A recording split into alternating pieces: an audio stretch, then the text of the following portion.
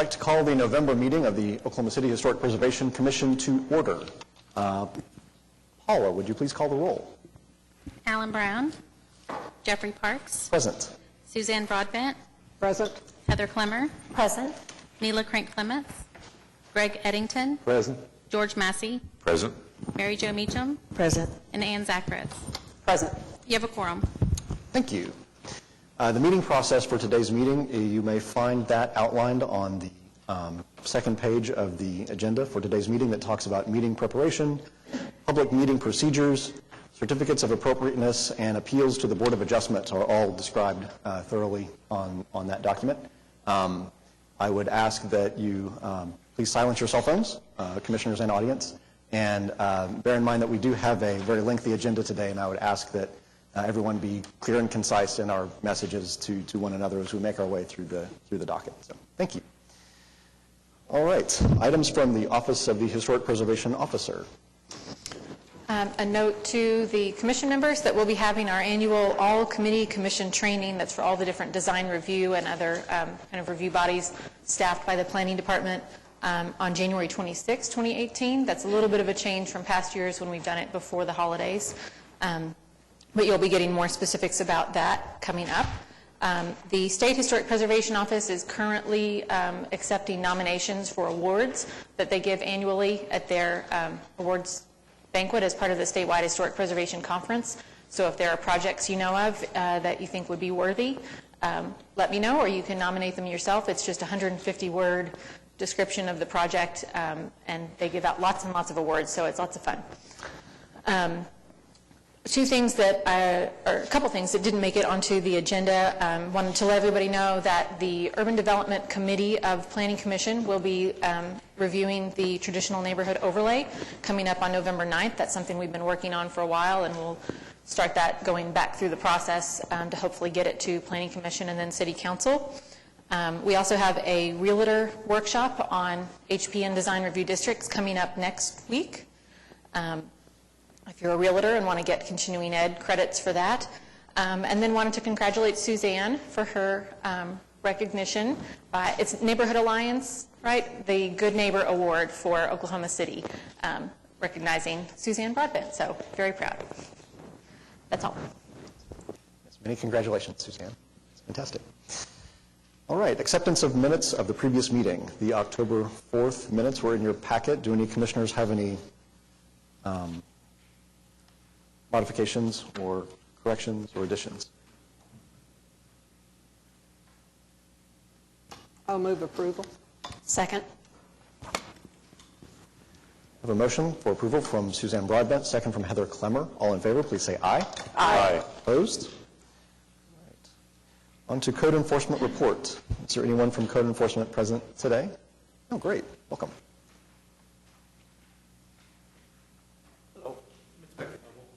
Have been here a little while, vacations and whatnot. Basically, the report is I ran 39 calls in the area. Part of that was the number was down high grass weeds area and other areas, but I can answer any questions, comments, or concerns that you guys have at this time.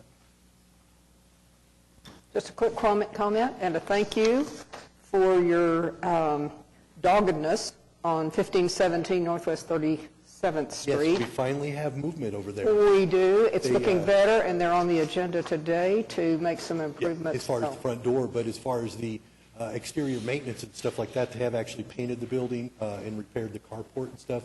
So it's not perfect, but it's a lot better than it was. But thank you. Okay. Anything else? Any other questions or comments? Appreciate you coming today. Thank you so much. All right, continuance, announcements, and requests. No new requests have been made for continuance. Okay. On to public hearings, dilapidated structures. C-17-49716 at 434 Northwest 29th Street, Paseo, Ward 2, received Historic Preservation Commission comments regarding the detached garage in the process of being declared dilapidated as initiated by the City of Oklahoma City Development Services Code Enforcement pertaining to 1, properties that contribute to the historic integrity of the historic district, and 2, effect of proposed demolition of structure on the historic character of the property and district. Thank you. And just a refresher, when the property is in the process of being declared dilapidated by City Council, they are not required to get a certificate of appropriateness from the HP Commission, so they don't have to go through our review process, but we do get the opportunity to comment on whether that property is historic and is contributing to the character of the district. Thank you. Any questions or comments? Well, I see the staff recommendation, and I know that's the language that we usually use to respond to these things, but George brought up the last time this came up, that this language really conveys some ideas that, in my opinion, I think George's too, make the commission look just a little bit silly.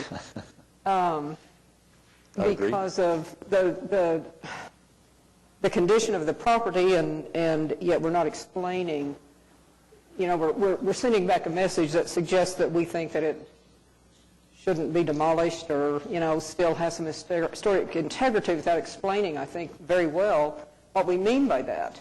And so, I don't know, I don't have an idea exactly how to amend that language sitting here right now, but frankly, I'd rather send back a no comment is what this language is. My ideas. I think this, Katie, it's kind of using some language that the federal government uses for review of Section 108 projects where, you know, they're using federal funds and they have to make a determination. And so in this case, the determination, it's kind of along those lines. It's kind of, is that true, Katie? That it kind of goes along with that. Yeah, and I think, you know, it doesn't happen very often, but we have had times where we have said, no, it's not historic, and no, it does not contribute to the character of the district. We had this weird stage platform thing that had been put on a site for some reason, and they decided it really needed to be declared dilapidated before it was removed, and so it went through, and we've had various things like that that were clearly not historic. And I think, yeah, the intent here is, I mean, it is to say that aside from the physical integrity and the structural integrity, there is historic integrity, regardless of what we think is reasonable to do with the structure. But yeah, I think there's room for some improvement to that wording. It's kind of referring to the effect. So it either would be a positive effect, an adverse effect, or no effect. If there's any historic material left, then it seems like that it would be an adverse effect. It could be, you know, just because it's that far gone, it still could be, you know, preserved if somebody wanted to. You could say the demolition of the structure based upon its current condition will have no effect. But then, I think then what is condition is that? Then that kind of leaves us a loophole of persons asking on condition. So what's the definition of condition? Then I think, then people say, well, you said that was bad condition there. What's, you know. Right, those are my thoughts. Sometimes we've visited properties, you know, when the photographic evidence is not quite up to speed.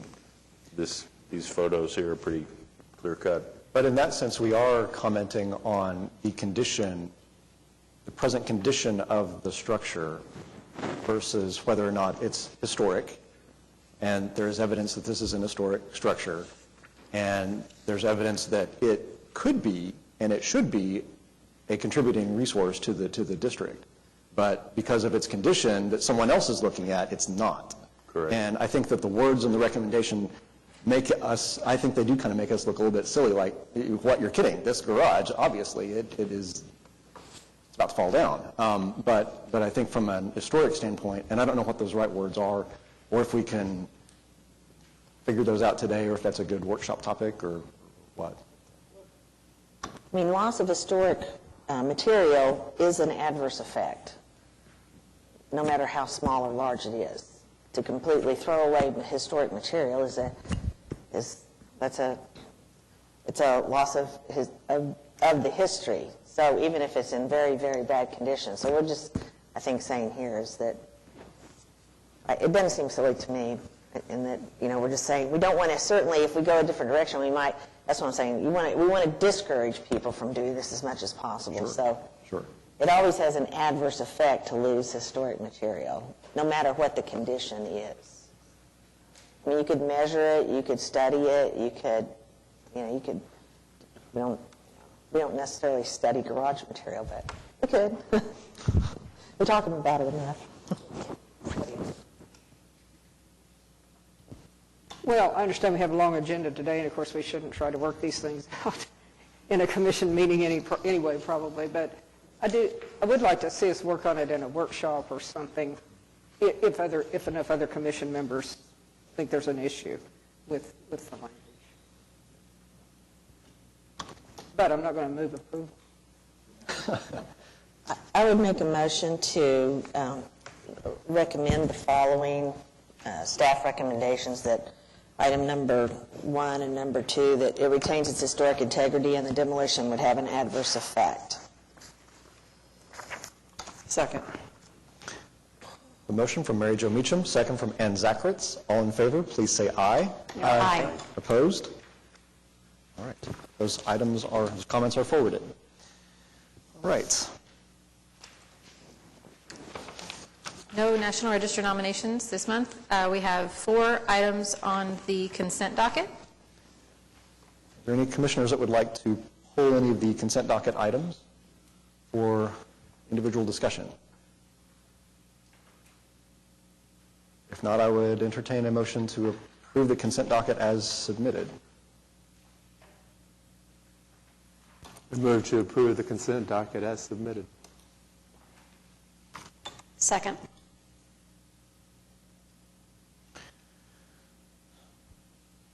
Okay, I'm catching up here. Hang on. All right. I have a motion from Greg Eddington to approve the consent docket. A second from Heather Clemmer. All in favor, please say aye. Aye. Opposed? All right. If you're here with an item on the consent docket, that is items C1 through C4, you are approved and you are free to go. Or you're welcome to hang around if you like. We will move on to our cases for individual consideration. HPCA 17-00056 at 420 Northwest 30th Street, Jefferson Park, Ward 2, consideration and possible action on application of Michaela Mattingly for certificate of appropriateness to 9, install additional parking and widen driveway, elective, and provide a recommendation to the Board of Adjustment for a variance from the parking requirements for commercial use. Staff had recommended approval on item 9 and recommended approval forwarding comments to the Board of Adjustment.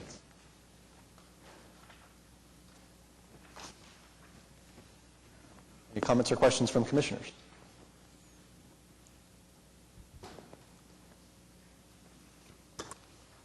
Are there enough residences that have been, that are now approved for commercial use, that we're going to have more of this coming forward? There are not a lot. There's this little stretch on 30th coming from Paseo. Actually, George's map is just of one neighborhood. There aren't, it's not common throughout the neighborhoods, but there's this one little patch, and I'm not sure what the reasoning was behind that, if it had already been zoned commercial before the HL overlay came into place. It's like Northwest 36th, that corner is also the same, Yeah, I I think, believe. Commercial use. is that Edgemere? Uh-huh. It's not Edgemere, but it is, I don't think, across from the church there. But it was zoned commercial, I was told. That's not a very definitive answer, I'm sorry, but it's not something that we're seeing a lot of.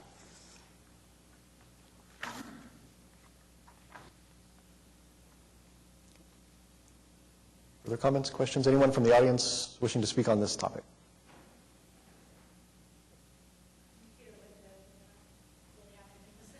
Okay, great. Hi, Matt Guillory, 401 Northwest 30th.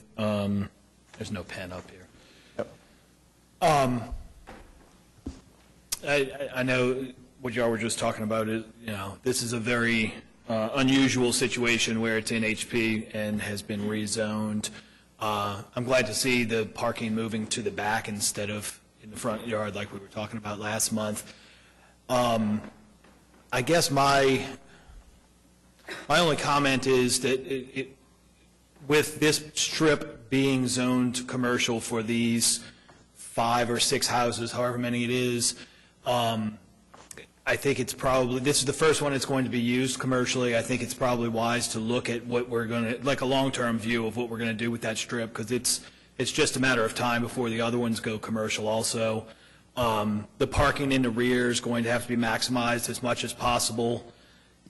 To the extent that that maintaining or keeping that shell of a garage that's still there interferes with maximizing that parking, I think that's probably something to take into consideration. I know Alan Brown had suggested, maybe not last month, maybe it was the month before, that a master plan for parking be done for this intersection, this corner in particular.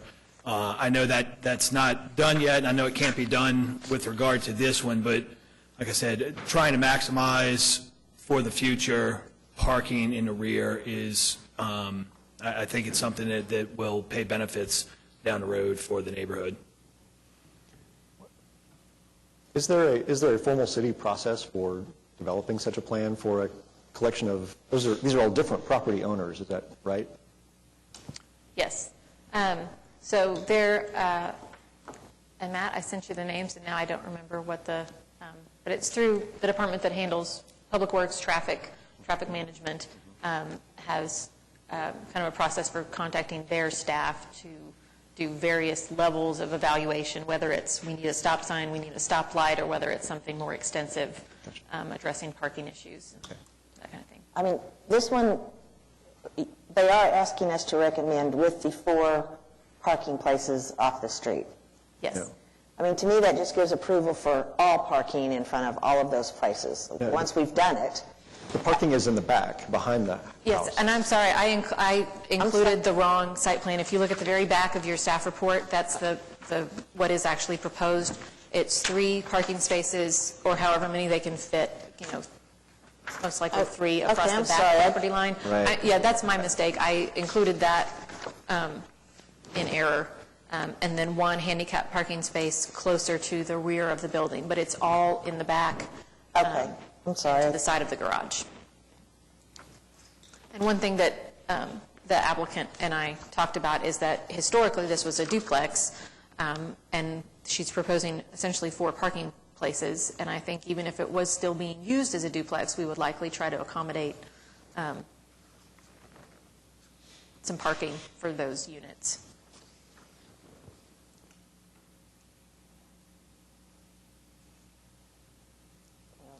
I mean, I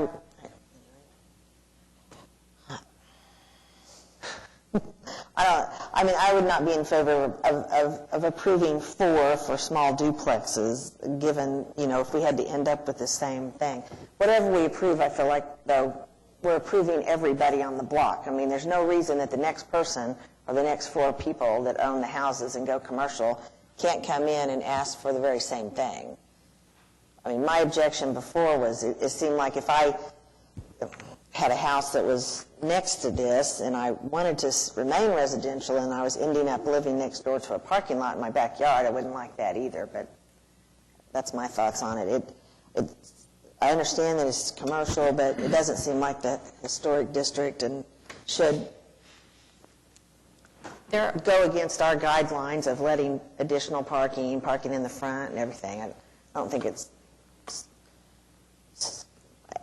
Anyway, that's my thought. There are requirements for screening and setbacks between commercial and residential properties anywhere in the city, regardless of the HL overlay. And the applicant has not yet gone through the whole plan review process, so she may well be back with changes and with more things that need variances and that sort of thing, addressing some of those issues.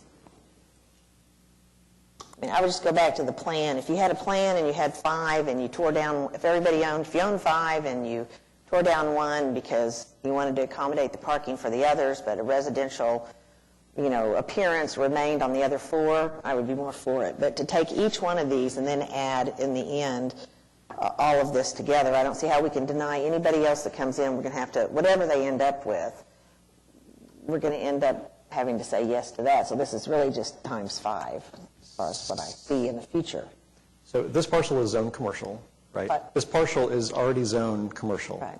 And there are adjacent properties that are also zoned commercial, That are not being used as that are commercial not being property. used as commercial. And just because you're commercial, you don't have to use that zoning. There's Well- lots of residential houses in commercial areas that are, You don't, but if someone owns that with the knowledge that it's zoned commercially, they might be inclined to do that. only if you could make more money. And if we allow them to do more parking, then they might want to change so they could make more money. If we don't let them do parking, then they'll use a house like a house and get rent or sell it. So do they have the right to do that? Yes, if it's been zoned that way, but if we allow them to make changes that we wouldn't let residential people make, then they wouldn't.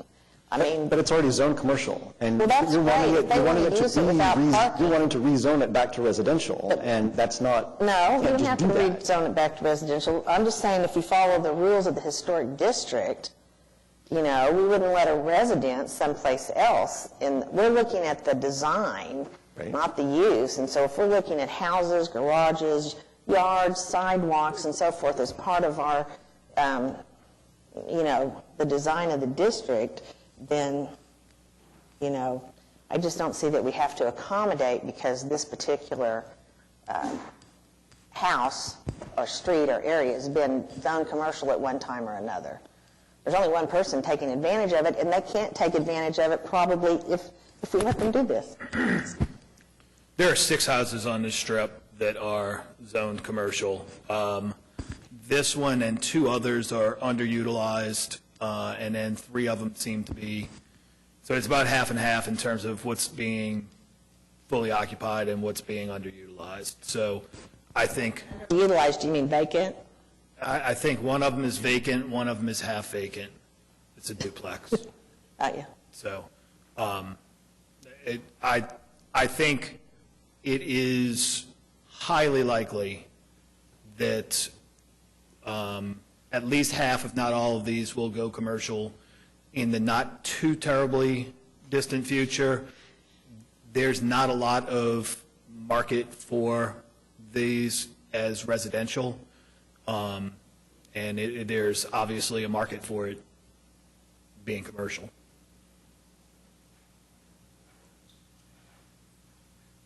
And with it being zoned this way already,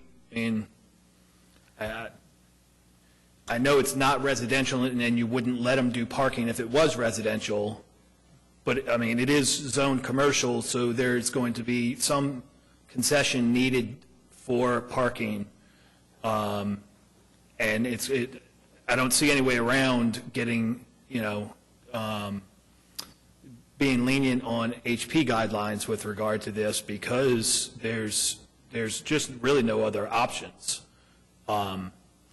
The only other option would be to waive as much parking as possible, which is a burden on the neighborhood, and it's more detrimental to your HP neighborhoods to have a bunch of cars parking for commercial purposes up and down the streets than it is to have hidden parking in the back, in the rear yards of these structures. Possibly this could be, the one at 23rd and Chartel where they took the bungalows and turned those all. I thought that was a delightful. I like that, but that was a plan. There was control over the entire area, and so there was a single plan that came together to have a unified effect, and not each one of those ended up with parking in their backyard. They had an alley, they owned the other stuff, they made arrangements. Right. So that was, but just to have 5 houses in a row where everybody pulls into backyards, pretty soon then, well, let's don't do fences, we'll just have a big parking lot in the back. We'll just go back and forth. And I think that's a good example of, of small structures, like small houses like this that had been converted into commercial, excuse me, I guess what I would be asking or urging is that consideration be made to where a plan like that could be put into place over the course of time. These are owned by different people right now. There is no master parking plan, but if over the course of time, what's going to be best for these structures and best for the neighborhoods is to have the parking in the rear across all 6 of these, then having a garage right smack in the middle of that seems like it's going to be detrimental to being able to carry out that plan over time. So, I mean, you lose a couple, 2 or 3 parking spaces for this particular one, but it also, it completely messes up your flow of how you get into and out of the rear parking if you have a garage immediately lined up with one of the driveways. I think as much as we would like to see a structure like this maybe go back to a residential use, we also don't want to see them asking to be removed entirely from the overlay from the historic district because they're zoned commercial and they can't make it work with the overlay. So that's not, and not to say that there aren't other ways of making it work, but you know, that's my part of my concern and desire to want to find a way to accommodate commercial use. Long-term, it might make more sense for this strip to be UDC instead of HP. It probably makes more sense in terms of what UDC covers versus what HP covers. And if your HP guidelines are in conflict with use of these structures as commercial structures, which they're already zoned, UDC has guidelines that are more in line with that. But, you know, we are not, I mean, our job, I thought, was not to, you know, concentrate on use, but the appearance and the design. And that's my objective. The use, I understand. People buy a property, it's zoned this way or that way. I mean, we don't know the history. Nobody's presented the history of how that actually, you know, happened. But when you buy a house that's zoned residential and you know it's in a historic district, I mean, you have to know you're taking your chances if you're going to get additional concessions from the Historic Preservation Commission in regard to parking. I mean, you have to know that. I mean,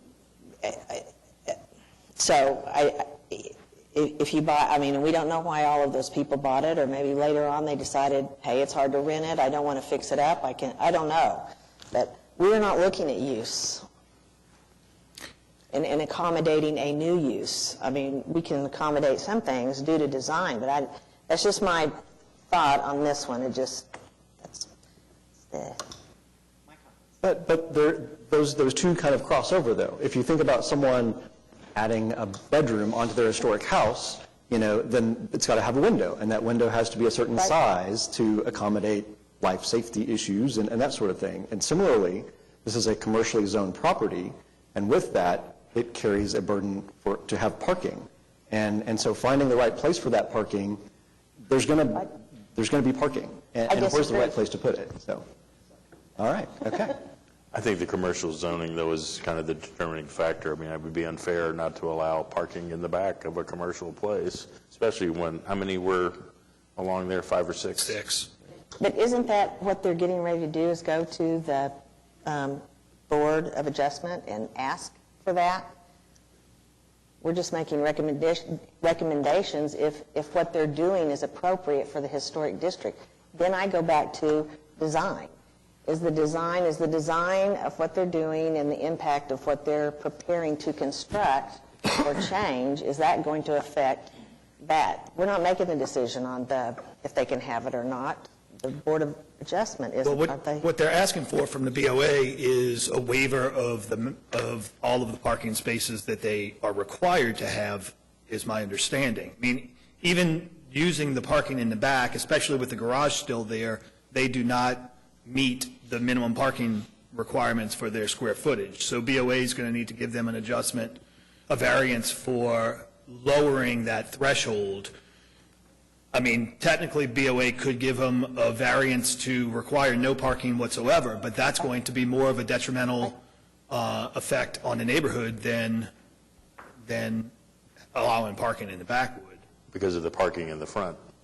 Well, because of parking on 30th is going to be very difficult. Yeah. People fly down that street. It's a major, It's a major east-west street. Yeah. So they're going to go into into Edgemere Park or into Jefferson Park and park up and down. Hudson is probably the logical place for them to park.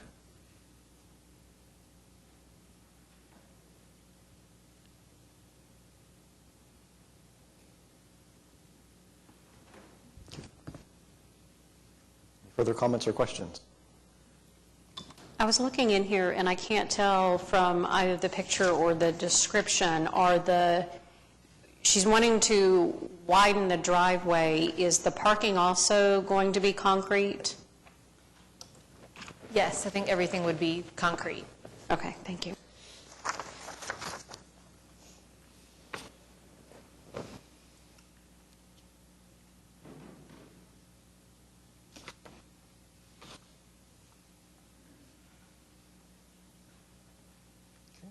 Any further questions or comments?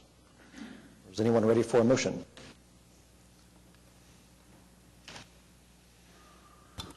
I'll move. I have one question, though. My motion would be to approve it, but does anybody think that you need a unique circumstance here, which would be that it's zone commercial?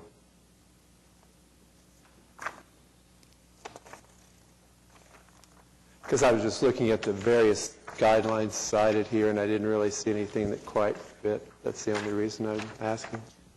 I don't know if it's a unique circumstance or just a finding. Okay. But one or the other, I think that would be. Okay, I'll go ahead then, as is. Then I move to approve HPCA 17-00056, item 9, with the specific findings in section E of the staff report.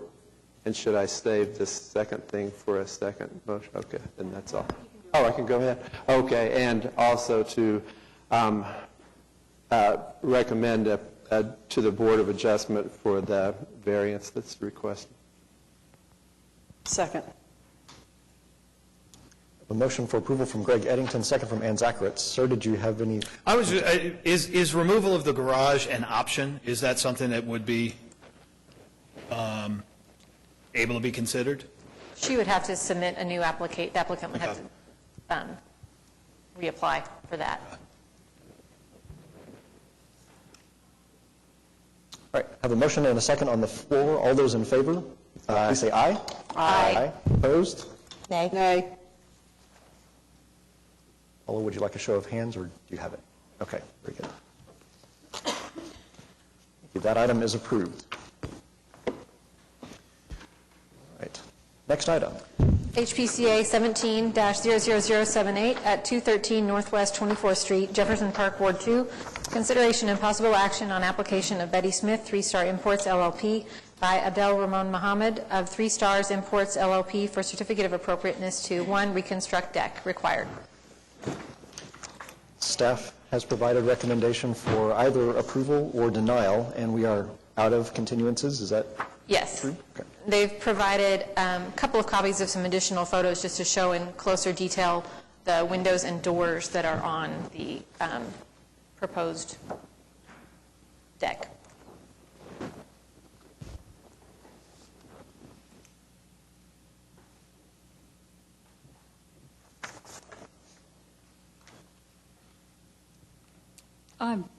Thank you for coming today. Good afternoon.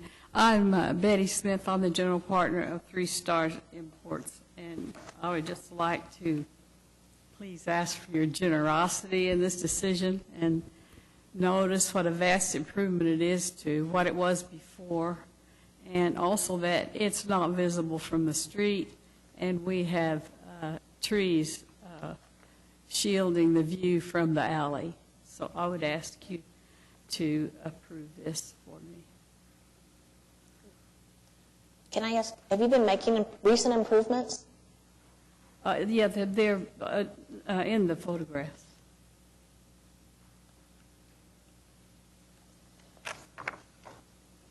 That's an older one. And we got that closed in, as you'll see in some of the later photographs.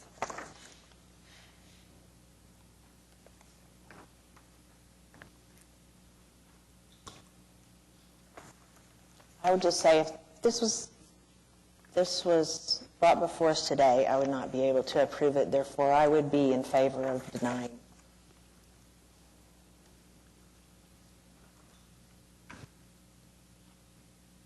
But does that mean that I would be removing it from the structure? Would that really be an improvement to the neighborhood? If it was denied, then the options would be to appeal the denial through Board of Adjustment, to kind of follow the code enforcement process, and I might let the inspector chime in on that, or the third option would be to remove it and put it back as it was prior to the construction of it. But if they... Oh, please. Yeah, if you guys deny it and there's no appeal, then basically the structure would have to be returned to its original form. The way the ordinance is written is you could receive a citation every single day that the building stays in its condition and is not after the denial. There's a picture in here of the original condition. Would that really be an improvement to the neighborhood to have that original condition? Here it is. This is what it would be returning to. And if you think that is an improvement, I don't see how. If you're talking about making the neighborhood more valuable, more viable, prettier, would you rather have that, or would you rather have this?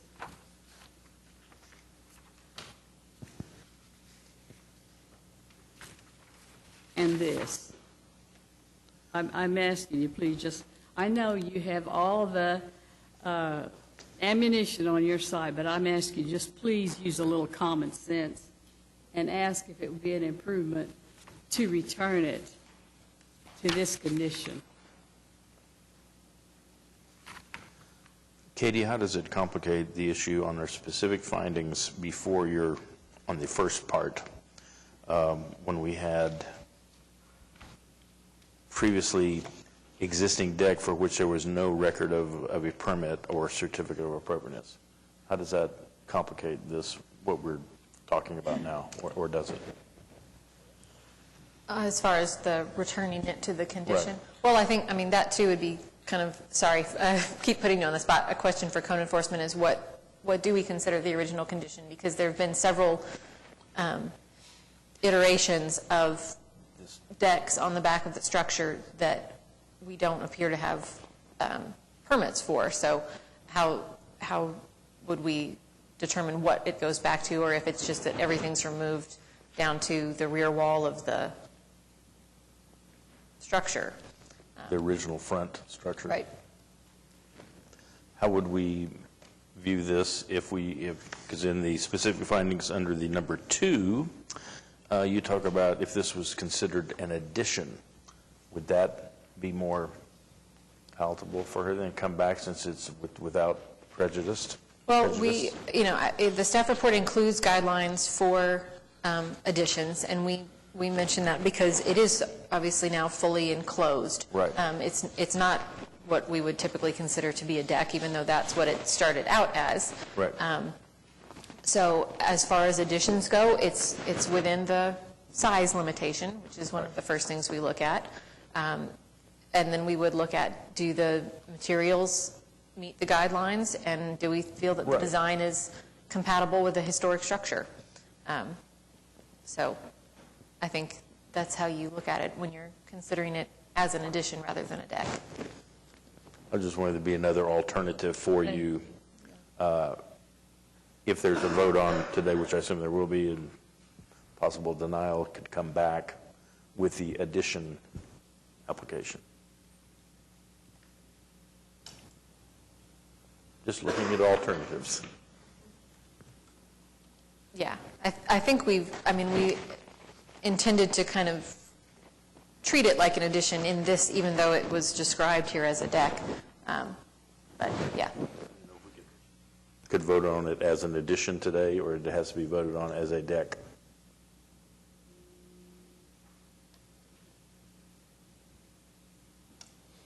I think we have to review it, or we would have to take action on it with the language that is within the agenda and the public notice, but I think we're reviewing the structure that's before us, regardless of what we call it.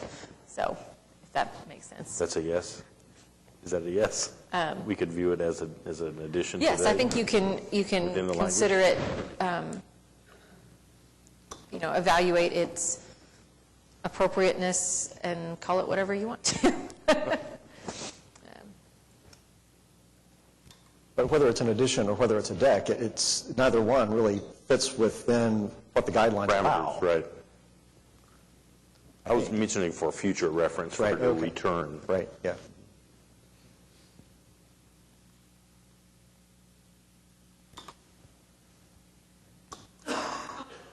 Any further questions or comments?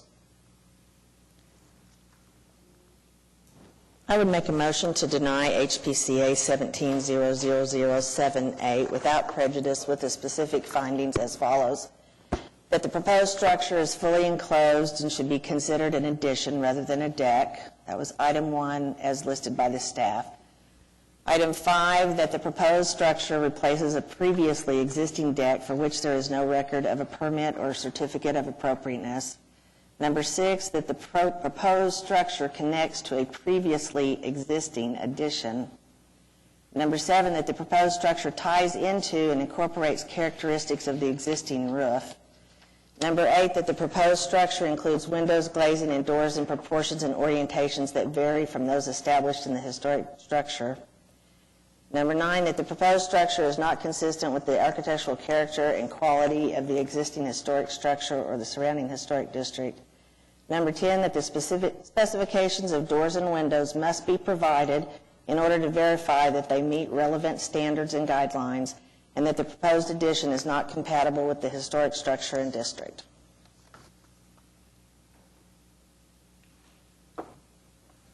Second. Motion for denial without prejudice from Mary Jo Meacham, second from Heather Clemmer. All in favor, please say aye. Aye. Opposed? All right. I know that the applicant very much wants to keep some sort of structure on the rear of this property.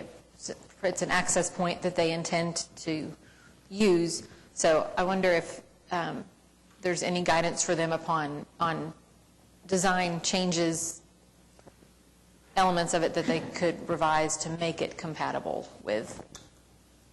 I mean, I tried to read, I wanted to read the specific findings so that it was, I want to make sure that it's in the record that it's my opinion that there's so many things that do not fit in the guidelines that it's just difficult to even, it would be difficult, in my opinion, to continue on fixing and changing what you've got.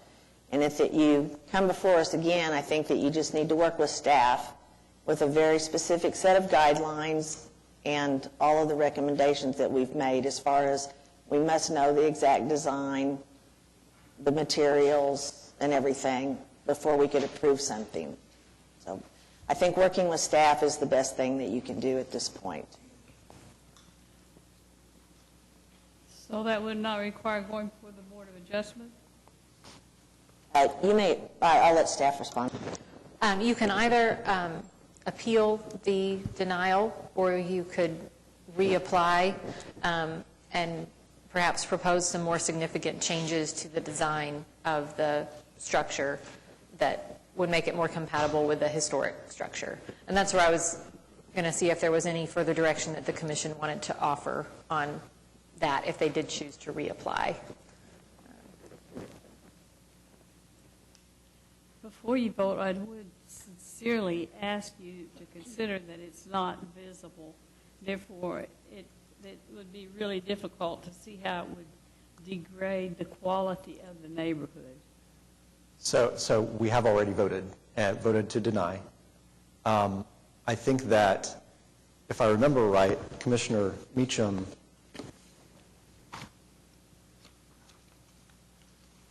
excluded the finding that said it was visible from the right-of-way. Let me go back and look. I did. I left that one out. Right. Because I felt like that if you came back in the future with a design, another design, that because it was so far back and it was a stairs like it was before, that, it could still be approved if it was visible. I didn't want to rule that out because of the location.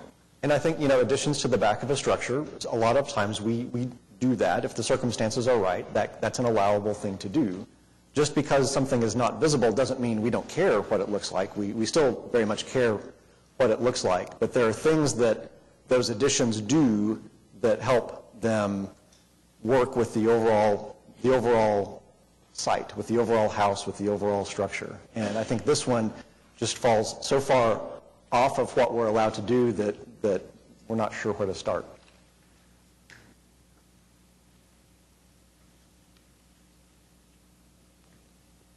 Any further comments or questions? I think working with staff could maybe come up on a very nice situation for what you really want to do. Okay. Seems like neither fish nor fowl right now. I mean, Right. in the middle, so to speak. Okay. All right. Are you going to vote? We have already voted. Already- Yes, and we voted to deny without prejudice. Okay, thank you. Thank you.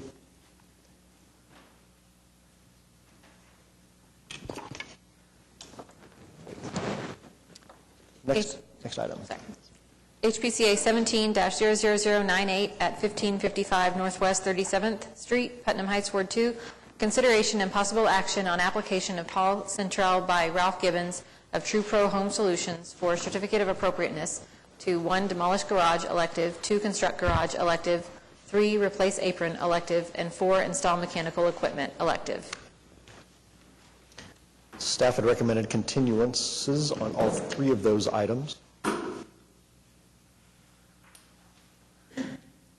Is anyone representing the applicant present on this case?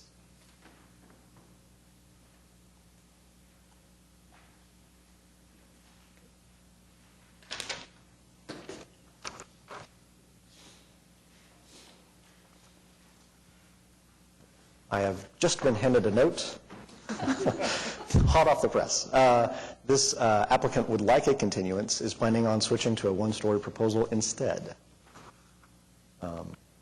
So the applicant is not actually present today, but that's what I've heard tell. So you need a motion? I do. I'll move to continue. Angela, do we know December or January?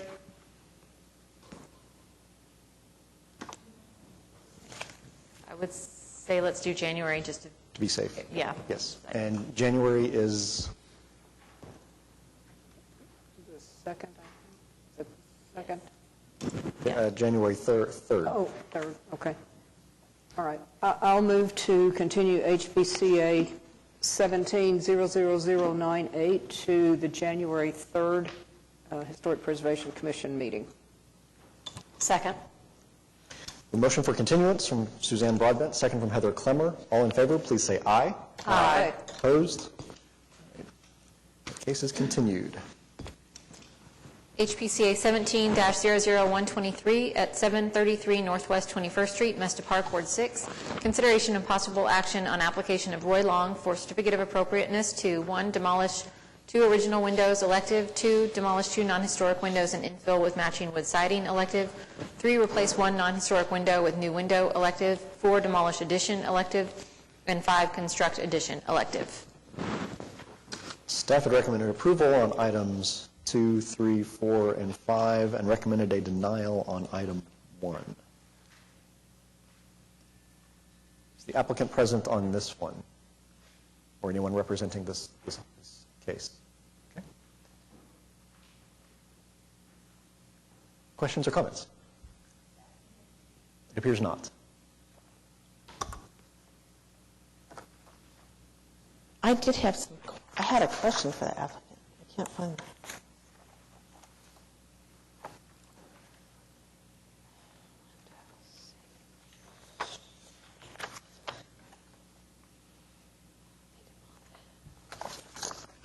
It seemed like last time the questions were more in regard for the 3 kind of tall, skinny windows on the west side that were going to be demolished. They're in the portion that's marked kitchen on the floor plan. And then there was one next to them that's like a non-historic window that was going to be demolished. I just had a question. It doesn't appear from a floor plan the reason that those windows need to be demolished. If there's no reason for them to be demolished, I would be, I guess I don't understand. I mean, if there was a reason because of the, something, but I don't see that inside on the floor plan, so I would. Since they're not here, we could You wanna continue it continue? to December so that they could at least respond. Okay, that was my only question on this one. And we have that continuance available to us? Okay. Angela, can we continue it to November? I mean, November, would it be, December? You could? Okay. I would make a motion to continue this to the December 6th meeting. Second.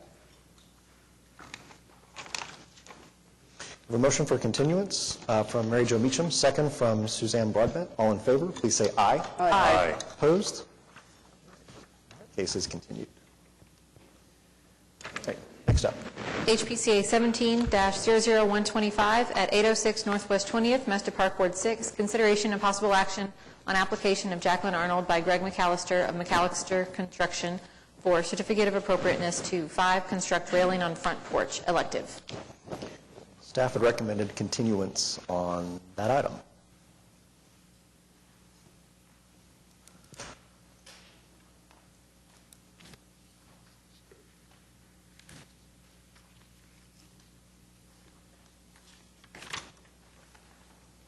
Can I ask if the railing is being initiated for code reasons? It's it's more for safety, is the homeowner's concern.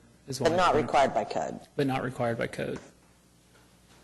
And we brought it before y'all 2 months ago, and there was some concern with the materials, and so we got with Angela and got guidance on what would be more appropriate if that was the concern, because we were just duplicating what's already in the neighborhood, like none of its original design. But we did discuss, like, there's no point in us coming back here and discussing this if it's not a possibility, because there wasn't one here before. So I feel like this is all the exact same feedback as last time. So I don't want a continuance. I would say approve it or deny it, because I don't know what else. We're wasting time if we just keep coming back, continuing this, and having the same conversations.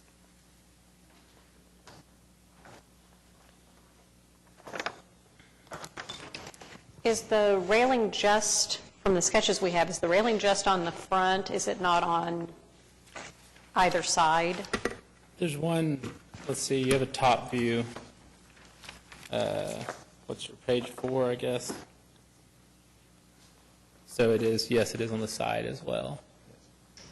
Both sides. Yeah. Okay, Yes. thank you. Yeah, there's just a few feet on the west or right side as you look at it.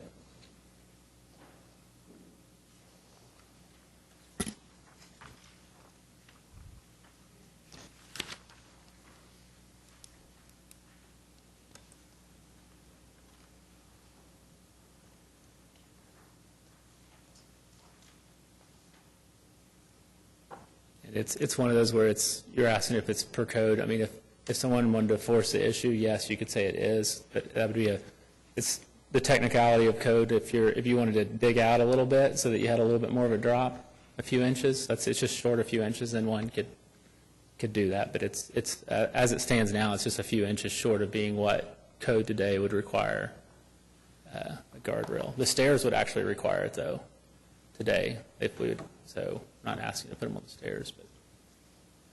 And the vertical drop is? It's 27, 28 inches. Okay. I think it says, it's labeled at 30 on here, but that's more towards the foundation, not doesn't show the actual grade on there. So it's, depending on where you're at, that's the average. Right. So it gets shorter around as you go towards the back of the property. Right.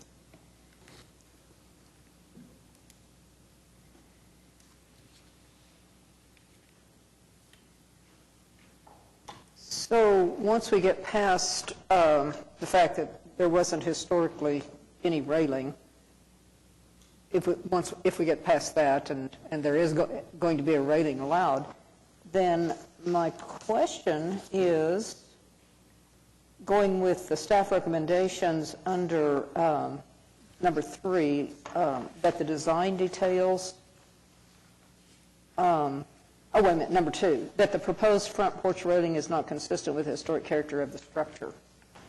So is that the big problem, that we need something else submitted for the railing, assuming we get to the point where they can put in a railing? What is to give feedback if we're not going to approve this? I'm not quite Sure. where we are. Angela has worked more closely with this one and with the applicant than I have, so I'll let her chime in. The findings illustrate the different issues that there are available to consider regarding the railing. The staff report comes at it from the point of view that historically there was no railing at this location. And I've seen no evidence to indicate that there ever has been. If, in fact, a railing is considered appropriate at a location where there never has historically been one, then we are committing ourselves to allowing that to remain forever, because once in place, code will not allow it to be removed. Once you've committed to that, then the design of the existing railing as proposed is not offensive in any way. It's definitely, we have the ability to differentiate it from historic fabric based on its proposed height and design. Not every railing on the block is historic. We know that by looking at the designs of those. So I think it's entirely up to the Commission whether or not they believe that the design at a location where there was no railing previously here is appropriate. We would not want it to be mistaken for the historic fabric at that location by any stretch. I can certainly understand the safety factor for any porch, but just architecturally, I'm no historian on that regard, in that regard, but it doesn't seem appropriate on this particular house to me. That's just my opinion. Maybe a wraparound porch, maybe yes, but this is just a flat in the front.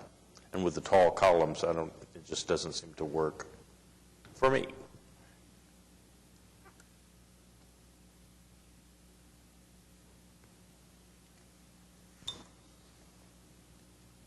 Let's stop right there. So the house next door,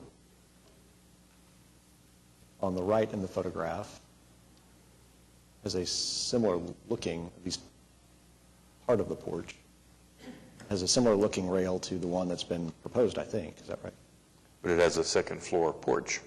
It's true, but the first floor has the same. It's similar. There's the one to the either on the corner or the one to the east of it. I mean, there's all of them have used a lot of that 1x4 slat like look versus the skinny spindle, which that's what we had last time, and that was said, like, if I remember right, that we had something slightly different, so we went to something. That was the comments then, so we addressed those comments with this selection.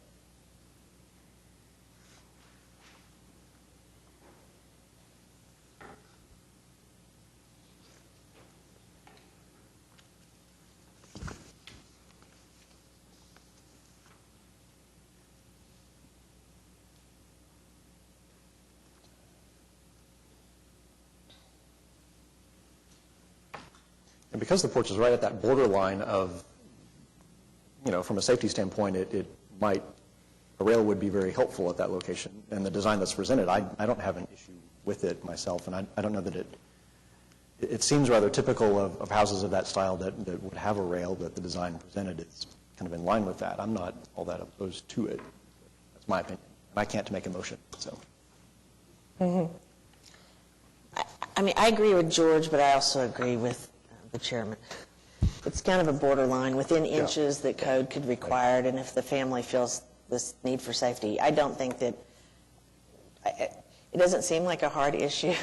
Is there a porch railing or not? But it is one of those things where, it does change the character of the porch and so forth. But for safety, I think that I would go ahead and recommend for approval with the following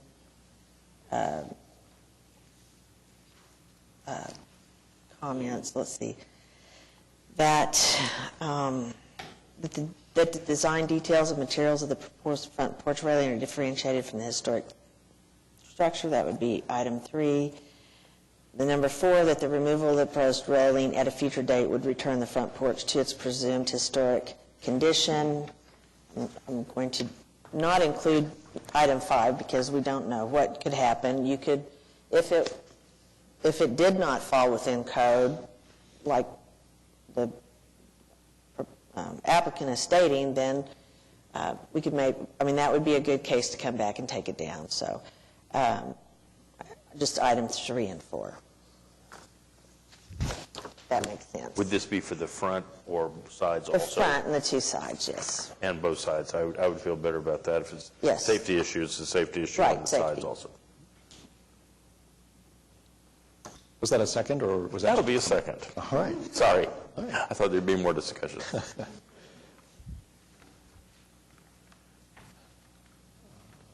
All right. Have a motion from Mary Jo Meacham and a second from George Massey. All in favor, please say aye. Aye. Opposed? Nay. Okay. That item is approved.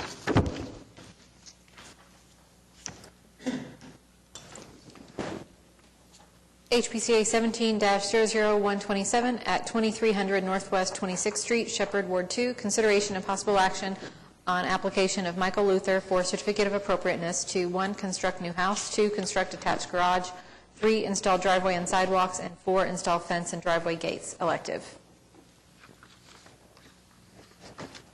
Thank you. And staff had recommended continuance on all items. And I'm Josh Kitchen with McAllister Construction on behalf of Michael Luther, property owner. Thank you for coming today. You're welcome.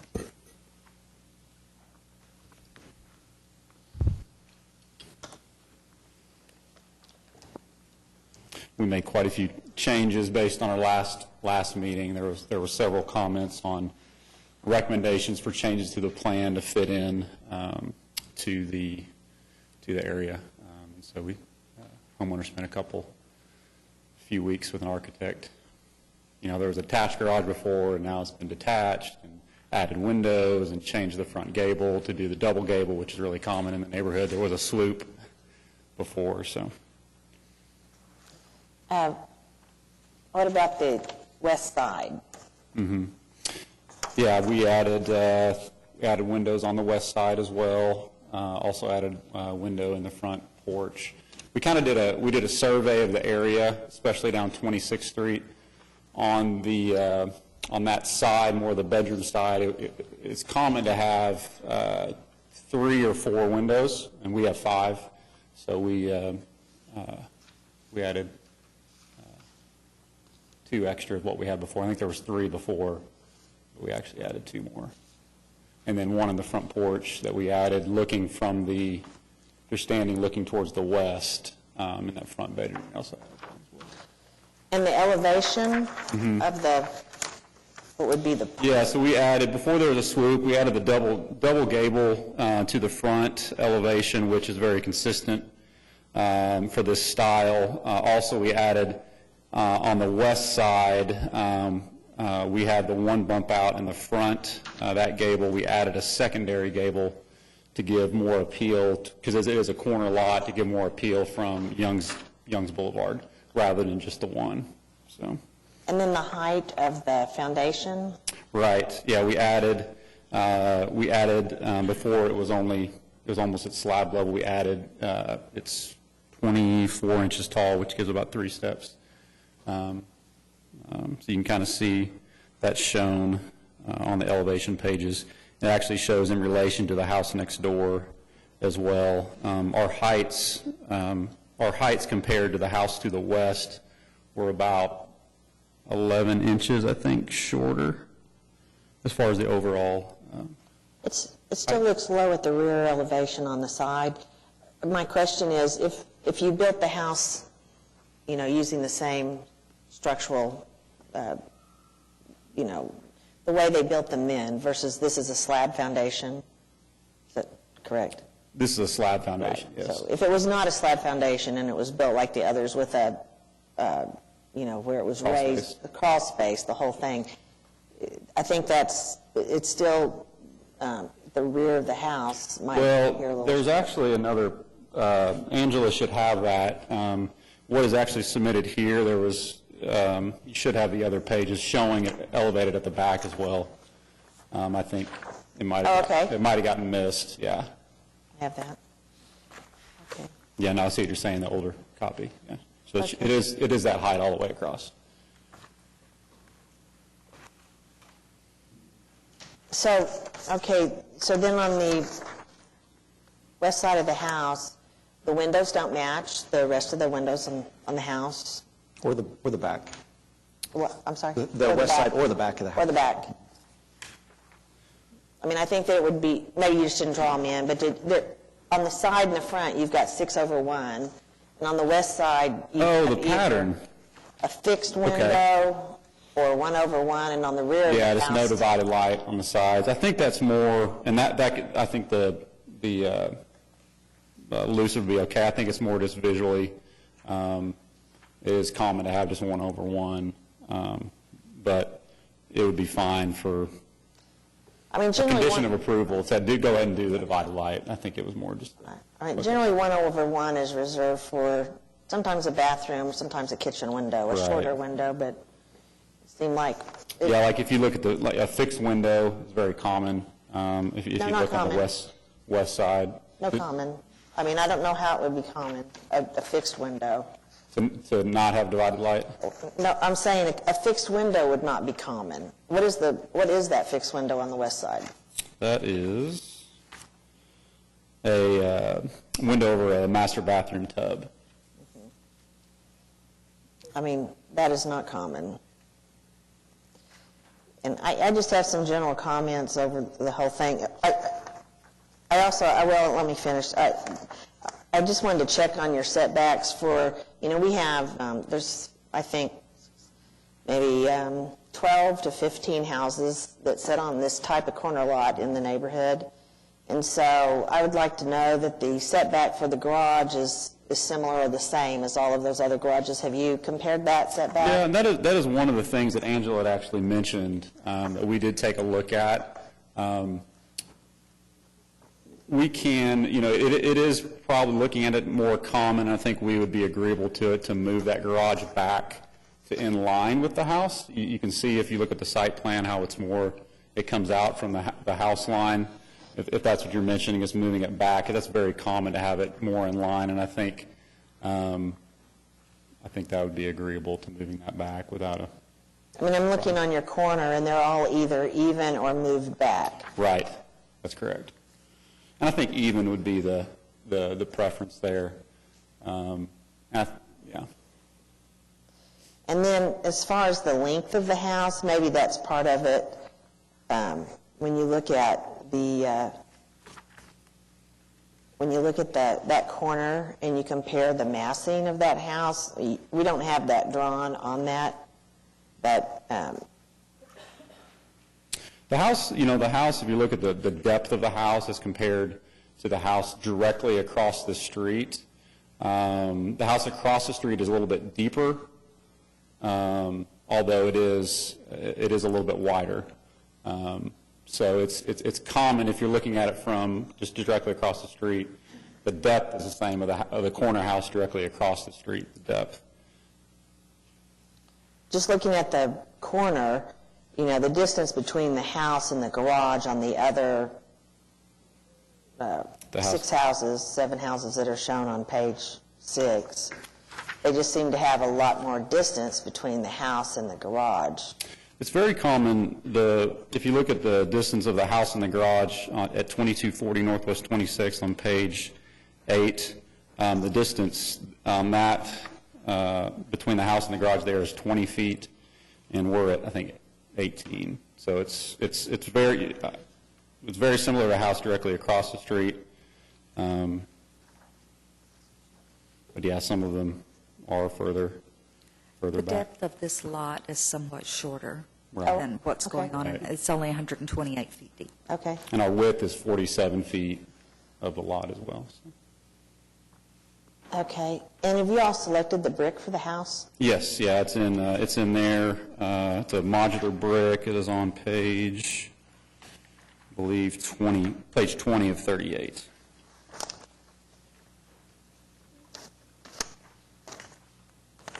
Gives the dimensions there.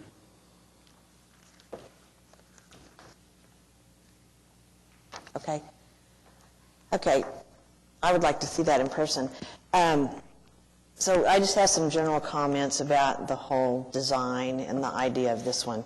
I think that this particular spot, location, and particular design is a very large challenge because for the Shepherd Historic District, there's really only one buildable lot, and this is it, I think. There's a couple of others that maybe two, but they're incorporated with other houses and have historically been part of the neighborhood, the house itself. So you have this one house that is going to be, we now have houses that are 90 years old.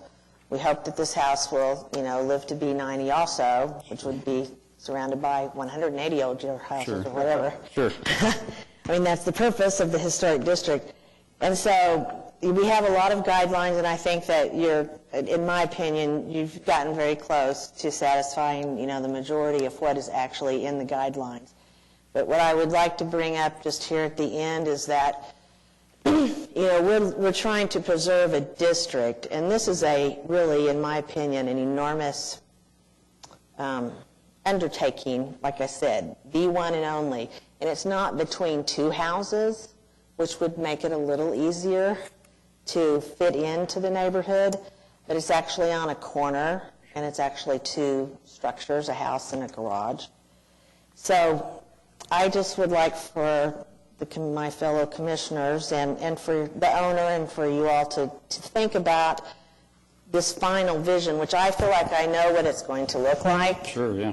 But what I would like to avoid is people driving down the street for the next year, 50 years, and pointing at this house in not the best way.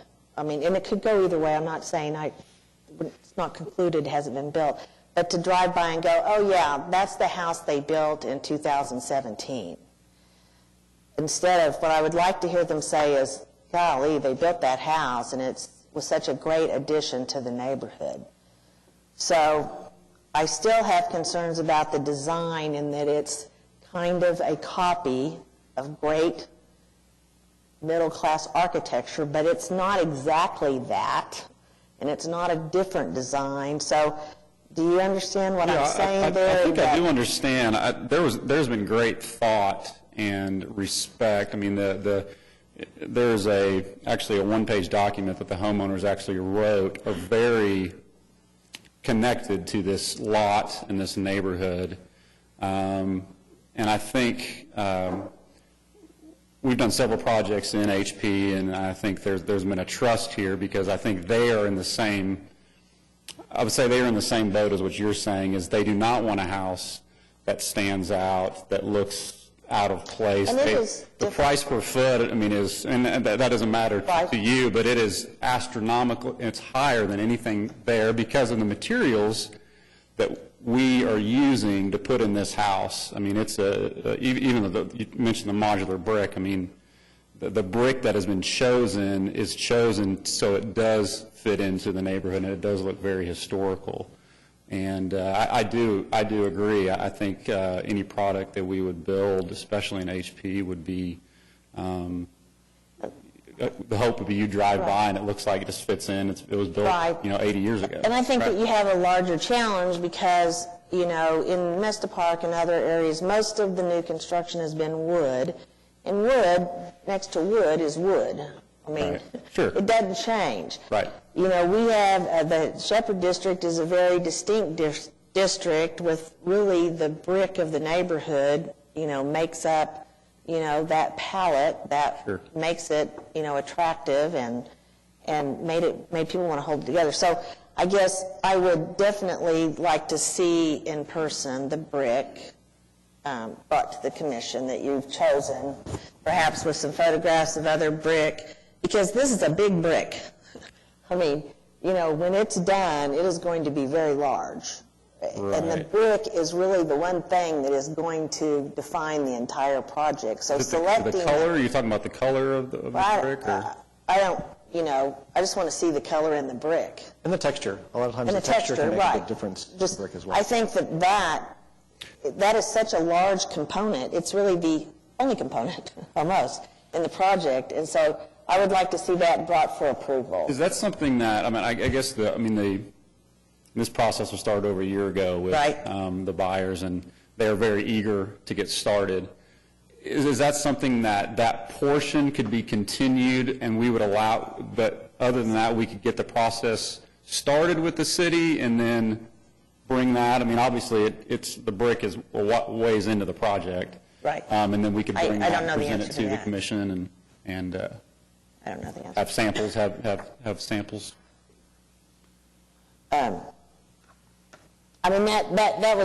That's just a concern there. So I still am concerned about, so that's just my overall feeling, is that I just don't want to get to the end of this particular project in this neighborhood where you have one chance in 100 years to build a new house.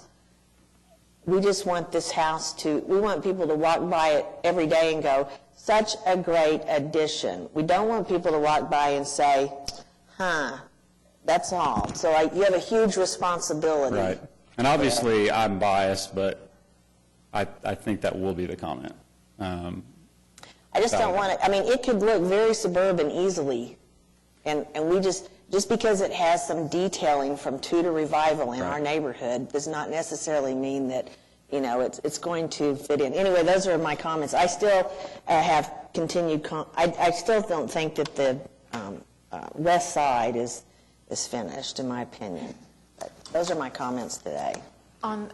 We frequently approve things with the condition that something be submitted to staff after the fact. We don't typically approve something with an item of the approval coming back to the commission. So I'm not exactly sure how or if we could handle something like that, because we can't really call out approving the house but not approving the brick. Yeah. Say to continue in another month. Well, just not knowing that, I would have brought a sample. So. You didn't mention it. There's also an issue with the size of the garage that the staff report talks about, that it's too big without any reason that we would ordinarily consider to allow one to be that big. Right. Please comment. That's my comment. I don't see why. I just didn't get there, Greg. I think my understanding is there a maximum 450 square foot for a garage? And I think we're at 480, and I think we kind of missed that, and so I think we would be agreeable to making it within that range. 450. I think right now it's 24 feet deep, and just having the condition to make it 22. It's interesting. I pulled up the homes surrounding. There was the house right next door, 2304, just 4 months ago, built a garage that it's 450 square feet, and the others on the corner lots are all over 600 square feet, which is interesting. But we're not asking for that. I think it's more of the smaller garage that fits would be fine. I had a question for you on the setback from Young's. You submitted a drawing that shows really pretty uncanny alignment of several of the garages, but particularly the houses that follow along kind of a street wall, if you will, an edge. And it appears that your site pulled the house back away from that line rather than push it up toward that line. I just wondered what. Well, there is a slope. So if you looked at the yard, it actually slopes off quite a bit. Mm-hmm. See if you can. Well, you can kind of see it there. Yeah. You kind of see how it gradually slopes. So the house is pretty close to where that edge where it tapers off. Okay. But that would push it back from all the other houses that are along Young's. Is that right? Oh, the side yard. The side yard. You're talking about on Young's and 26th? On Young's. along Young's. You submitted this drawing, right? Right. Right. Oh, It no, shows no, I all did of not these submit- houses marching up and down I did not submit 26, that. and all kind of, No, I didn't submit that one. that all sort of line up with each other, and then this Yeah. one pulls back from that, Yeah. from that kind of edge, that implied edge. Yeah, okay, this site here, that is the property line there, and so it would be set back from that. I think there is, if your question is there room to move it a little bit further to the east? Is that the question? Yes. Yeah. Yeah, that's, Right. I mean, you talked about pushing the garage to the west so it lines up with the house, but I think, Push it out in to the- reality, the right Right. answer might be to pull the house Right. toward the street to maintain that consistency of, the houses up and down that would be fine, yeah. Young. Be totally fine. Which, to Commissioner Meacham's point, it makes the west side of your house more visible because that side yard just got wider, so making sure that that side looks right is Well, important too. and what we changed on the west side was very much from the comments from our last meeting, because there wasn't enough windows, so we went in there and added the windows. And I actually went through, if you go down west on 26th, there's not a house with more than 4 windows on the west side of a house there. And we actually tried to go above and beyond, so. But you've also got a really long west side. Which is why, which is why we added 5.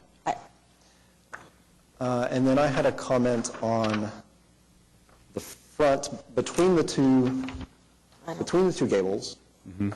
You've got a piece of roof that slopes at a kind of a low slope, or a lower slope between them. Yeah, it's just a saddle. I mean, that is, whenever you have a double gable, right? A saddle is, I mean, there is. Yeah, I understand why it's there. It's just, it's not very common that you see in the double gables to see a saddle. I mean, that house there has a saddle. I mean, you can't see it. Because you can't, with a roof, you can't have water hit. Right.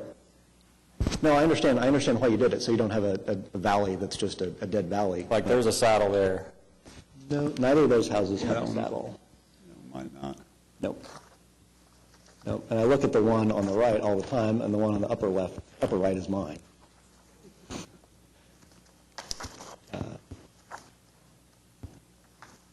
So I was just trying to think of an example of where those kind of lower slope saddles are in the neighborhood, and I think that might be something that kind of draws attention to We itself didn't actually on that draw front. the plan, but I know that architect that did went through, and his feelings with it was that it would fit in quite well, so. Yeah. It's not something I remember very often seeing in the neighborhood. You know, when you're looking at that, not that we're trying to copy a house, but when you look at that consistency of form and mass and that sort of thing. Yeah. Still going back to the window and the fenestration, which was in the guidelines to have similar, and I'm looking at the floor plan. I mean, it would be very rare for a bedroom this size in that neighborhood not to have 2 windows. And like the middle bedroom, that's why that side looks, it's still, I'm counting on, I'll just use my own house as a reference, which is 500 square feet smaller than this, and I have 6 windows on one side and 7 on the other. This one still looks sparse. It does not have. Yeah, I don't know, I don't know where your house is. I'm just comparing to the houses on the street. So, we tried to copy with the houses that were on the street, the other homes, and it is very common to have a single window. I actually went myself. I'm not saying there's no single windows, but on this street. On the west side, again, I'll go back to the fixed window, no.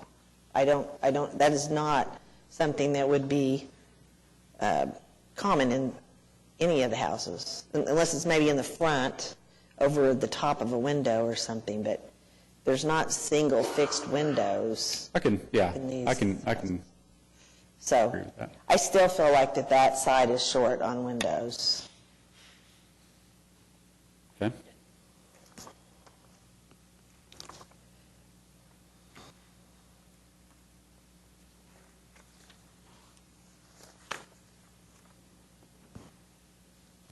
I agree with that also. The east side is really perfect on the windows, right? East side looks good. And the west side, I would think it'd be more windows would be better, more light.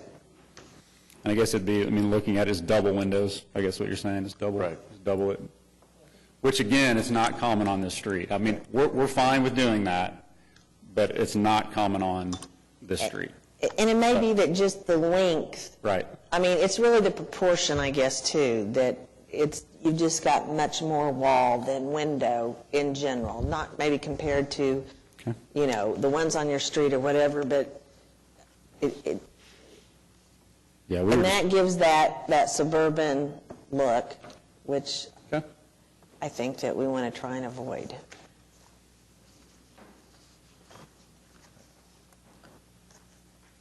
Any further comments or questions?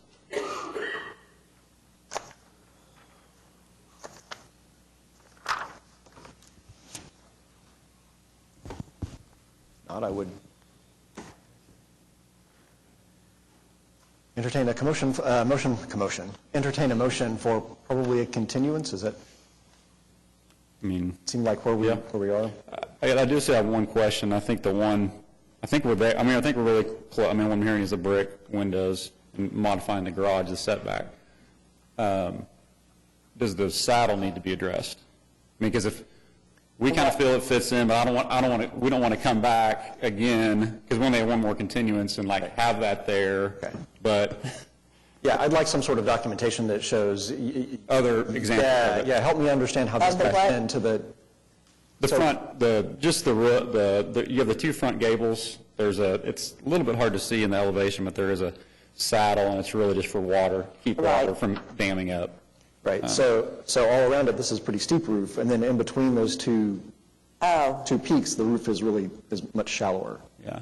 And I don't think that's a common feature in my memory, but I remember things wrong sometimes. We'll address it if it's something it needs to be addressed. I think it'll be pretty prominent, so Okay. I'd like to see some kind of justification for it. So brick I mean, the last thing would be, I don't know if you submitted or not, the details of the actual wood trim, the size and dimensions. Is that on here somewhere? The pages. Okay. The James Hardy product, pages 31, 32, 33, 34, 31 through 34. You talking about for the detached garage? The material? No, the fascia on the house, on the brick house. Oh, yes. The trim on the... It's on there. Fascia, page 31. 5/4 inch smooth fascia. Okay, but... Oh, sorry, no, well... Like the construction detail of the fascia, I guess, have you... Yes, there is a detailed... Okay. There is a detail in there. I would need to find it, but it is there. Okay, page 18 shows the wall sections.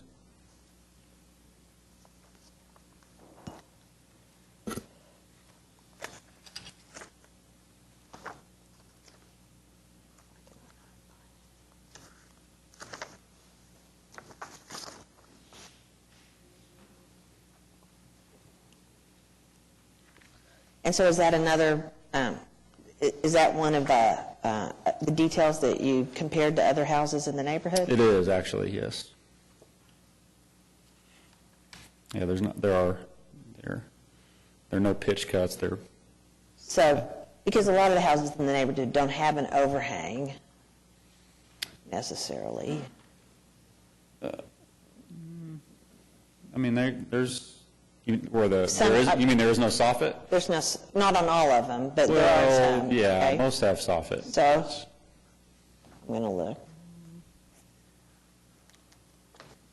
That one does. That one has soffit. That house has soffit. Okay.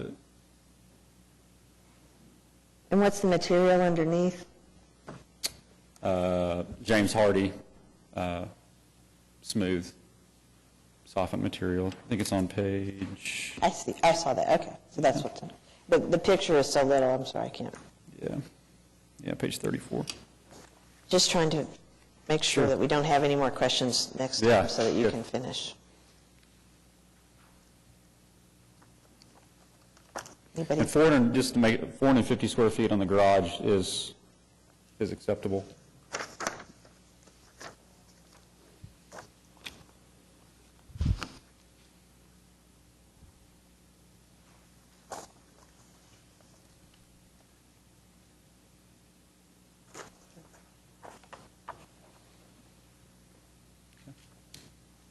Anything else?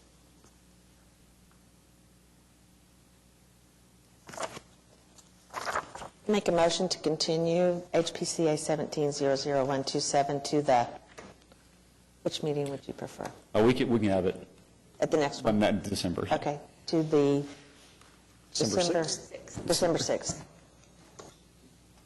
Thank you. Second. I have a motion for continuance from Mary Jo Meacham, second from Heather Clemmer. All in favor, please say aye. Aye. Opposed? Right. That item is continued.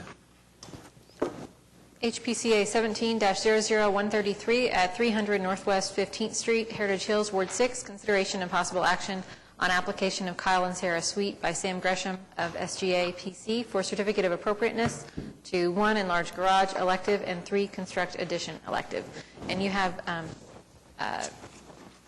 comments in support of the application from the Neighborhood Preservation Review Committee that should have been at your seats. And staff had recommended approval with conditions and unique circumstances on the various items. If you asked me a question, I did not hear you. Oh, no, I was just stating that staff had recommended approval with conditions and unique circumstances on your items. So, to help us start our discussion. So, questions? Oh, I'm sorry, could you introduce yourself, please? Anthony Correnti with Prime Construction. I read all of the additional information, and I appreciate that. Answered all my questions.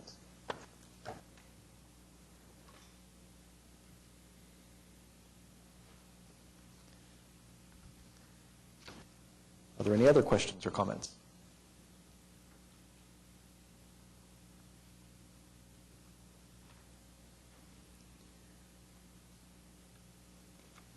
I don't know who did all of your research, but it was very good, and I think proved your case for all of the changes that you wanted to make.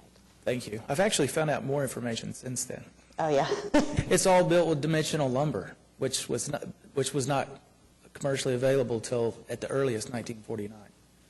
So, I mean, it's still used today, dimensional lumber, so that would have been the earliest possible.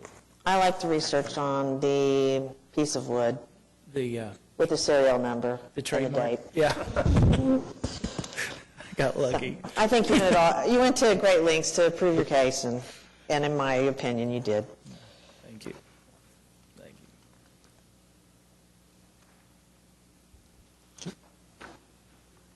I make a motion to approve HPCA 17-00133 with the comments from staff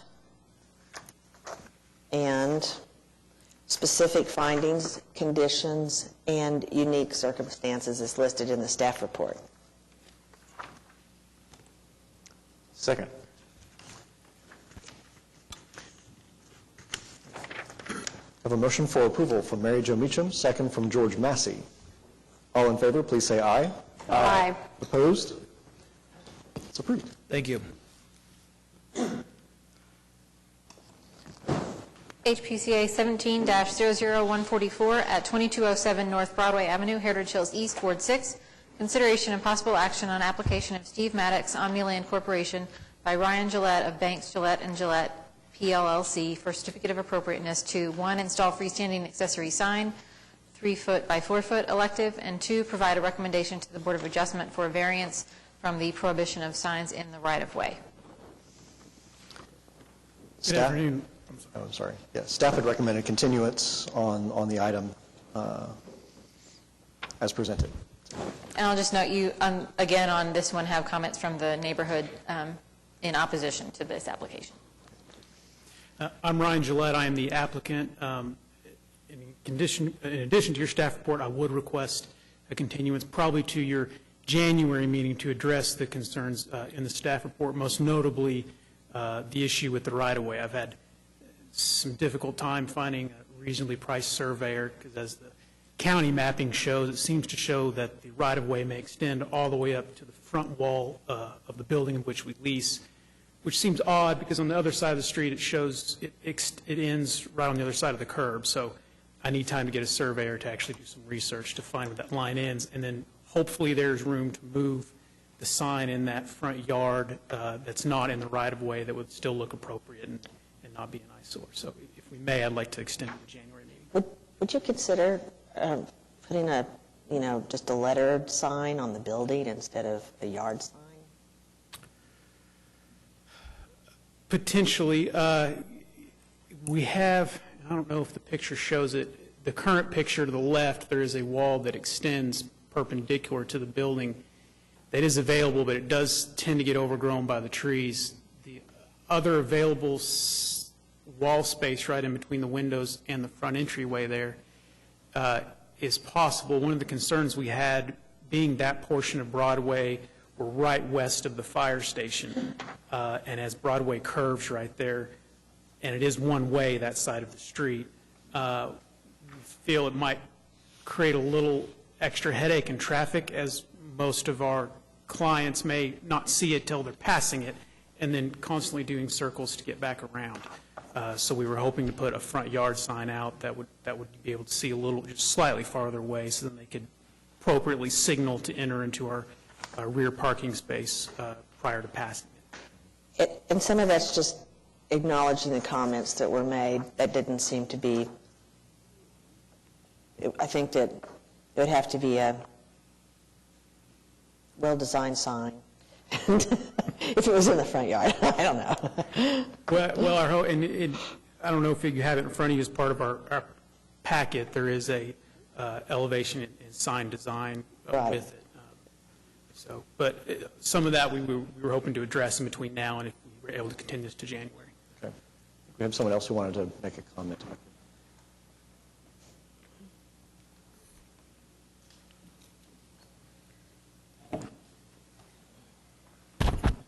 Marva Ellard, 1521 North Chartel Avenue. I don't know if you all are aware, but Heritage Hills and Heritage Hills East merged in August. So we are now one neighborhood, and kind of responding to Commissioner Meacham's comments, this house is in HP, not in HL, and so front yard signs aren't allowed in HP. And we would be open to possibly discussing something on the building, which we wouldn't allow on a house in HP, but we do recognize the uniqueness of this situation. But the sign already exists. If you all have driven by, the sign's already in the front yard, in the right-of-way. And so we'll be happy to talk about it again in January, but just as far as clarifying our position on it, that's, and just to remind the commission, this house is in HP and not HL. Thank you. Thank you. Hey, and that's why I just want to make sure if you're going to spend some time that, you have some alternatives that would be considered. Certainly. And I'm not sure if I misheard the previous speaker. We do not currently have any signage in the front yard. There's nothing erected in the front. If you drive by today, it's still, as you see in the picture there, as it is. Okay. Thank you. Very good. Have you had a chance to see the three comments from, or the other two comments from private homeowners in Heritage Hills East? I have not, no. We'll get you a copy of those. Yep. Thank you. I'll make a motion to continue HPCA 17-00144 to the, was it January? 6th? January 6th meeting. Oh, I'm sorry. The 3rd. Second. It's closer together. All right, I have a motion from Mary Jo Meacham, second from George Massey. All in favor, please say aye. Aye. Opposed? Okay, that item is continued. HPCA 17-00152 at 530 Northwest 16th Street, Mesta Park, Ward 6. Consideration and possible action on application of Mark Johnson for certificate of appropriateness to 4, replace windows elective, 6, replace window with patio doors on rear elective, and 7, install louvered wood fence elective. Right, and on this case, staff had recommended continuance on item 4 and approval of items 6 and 7.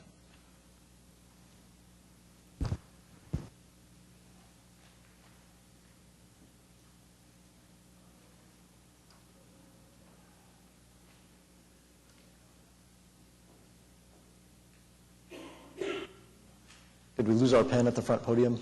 Pardon me? Did we lose our pen at the front podium? There's no pen, yeah. Okay, Oh, great. here we go. Thank you. Sorry. I'm Mark Johnson at 530 Northwest 16th. Thank you for coming today. Thank you. Questions or comments?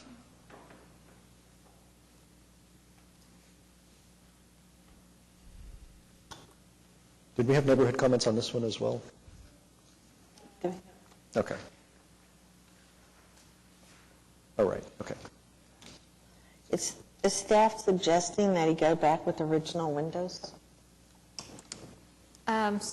We felt that something that was more similar to the proportions of the existing windows, and particularly where you have divisions within the windows, that those were pretty striking features, the horizontal divisions of the double hung windows, the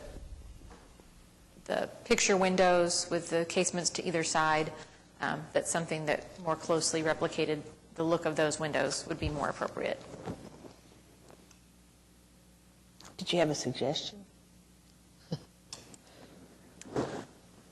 I mean, would it be like a 1-over-1 wood window with a divide, or would it be newer aluminum windows? It could be I think it would preferably be a metal window if we were trying to be true to the style of the house.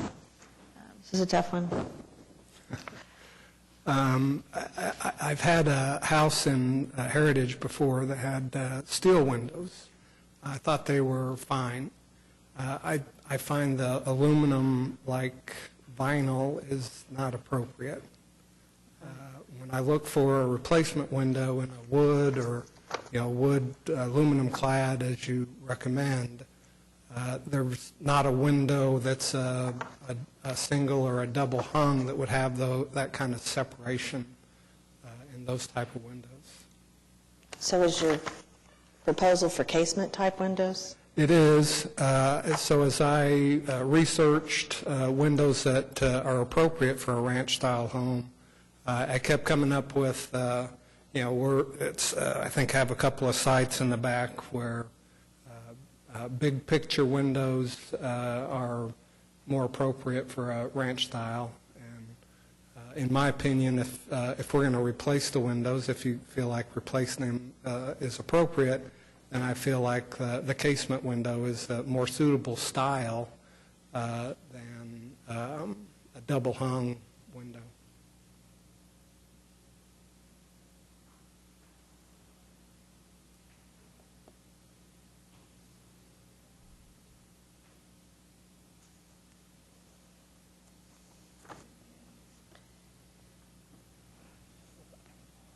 I mean, I'm of the opinion that would, to me, look fine based on the architectural significance of this house. I don't think, if it was architecturally significant itself, then it might have even been referenced at the time that it was done, if it was an architecturally significant ranch style. I mean, I just think it's going to, in my opinion, it's going to continue to be a non-contributing house. We should respect the style and not let just anything happen to it. But I would say that since the casement type windows were used in ranch style houses, I wouldn't be opposed to that. I want to, just because we've had it come up at Board of Adjustment before, I want to be clear that our districts don't distinguish between contributing, non-contributing, and that this house is 65 years old at this point. Right. So I'll just say, right. In the world of historic preservation, it's non-contributing to the district, and I would just using that background as far as how it fits into the district, I would not be that strict on this particular house because of its age and architectural style. Now, if it, like I said, if it was, but anyway, those are my, so yes, I forget that we do not have non-contributing, but we still have to treat each one, and that would be my background on that, would be, we could be a little more lenient. I still think the casement windows would follow the style, and I certainly wouldn't want to hold you to the aluminum windows.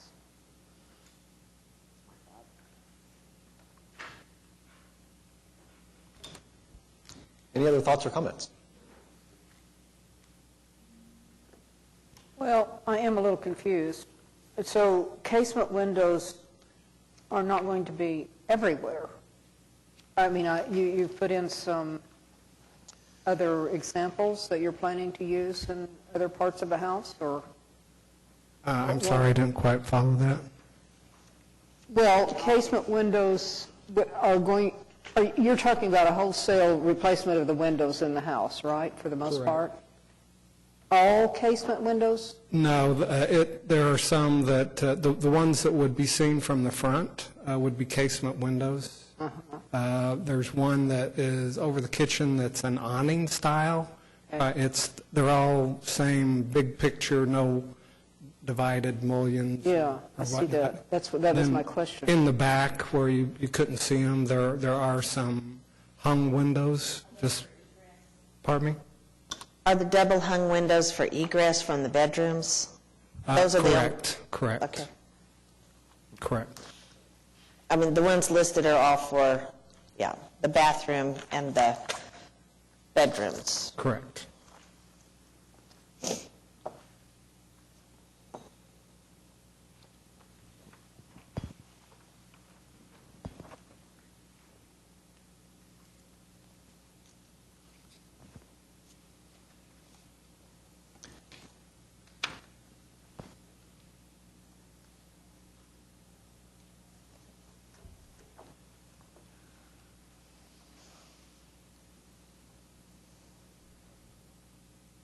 Other thoughts and comments?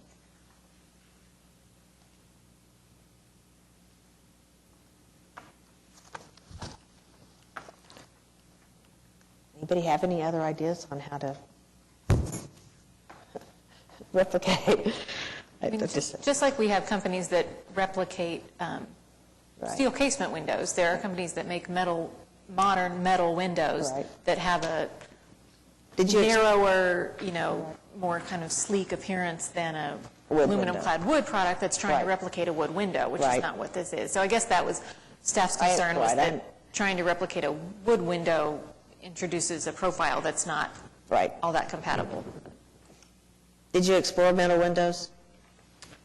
Pardon me? Did you explore metal windows? No. If they were aluminum, I certainly couldn't find anything. If you're suggesting I switch to a steel window, I haven't explored that. I went with the wood, aluminum clad. Would you like to explore the steel? Not really.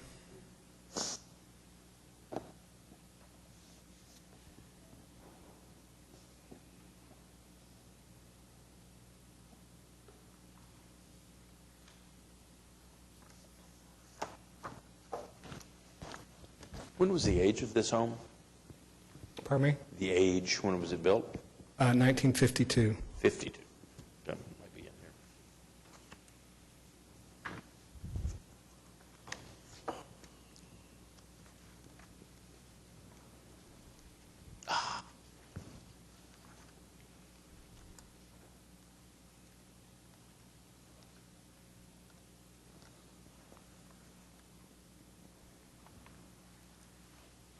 I think it will certainly change the look of the house, but I'm not sure what the products are that replicate, since we don't usually see this type of house, what the actual available materials would be that would kind of be truer to that style.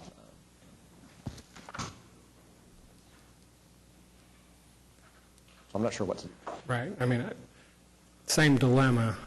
I just think the casement windows would actually add more appeal than double hung.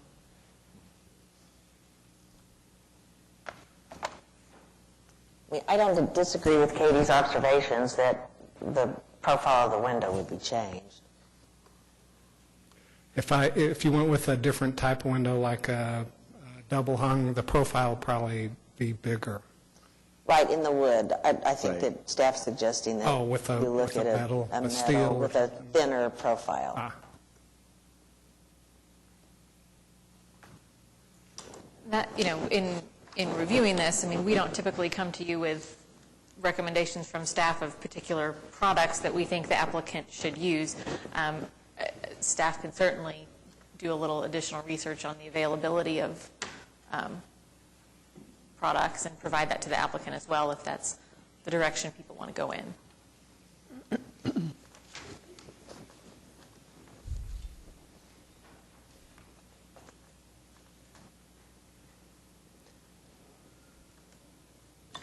I think the windows are a significant feature of the ranch-style homes, and particularly of this one, and particularly those horizontal grills that go across.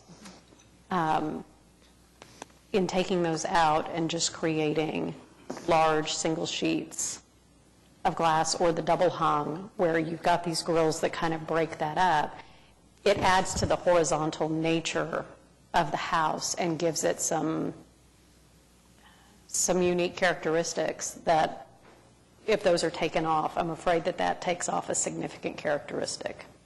My other question is related to taking the window out of the back and putting in the doors. Do we have a picture of the back of the house? All I could find was the picture of the actual windows, and it said to be replaced with doors. We didn't get well, let me see if there's one on the, there's the pictures the applicant provided, and then staff didn't get great pictures of the back because you really can't see it from anywhere. If you look at the, let's see, where's a good site plan?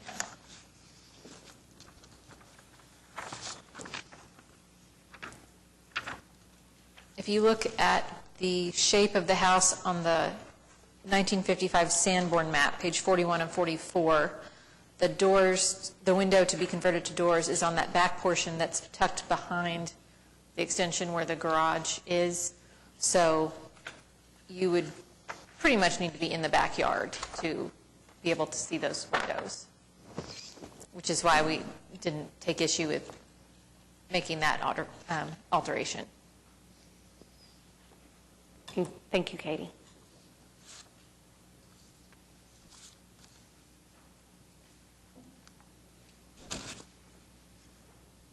Well, I agree that the windows that are, we always stress that they're such a defining feature of the properties, and there's been some discussion that, mid-century houses are now eligible, obviously, to be in historic preservation status.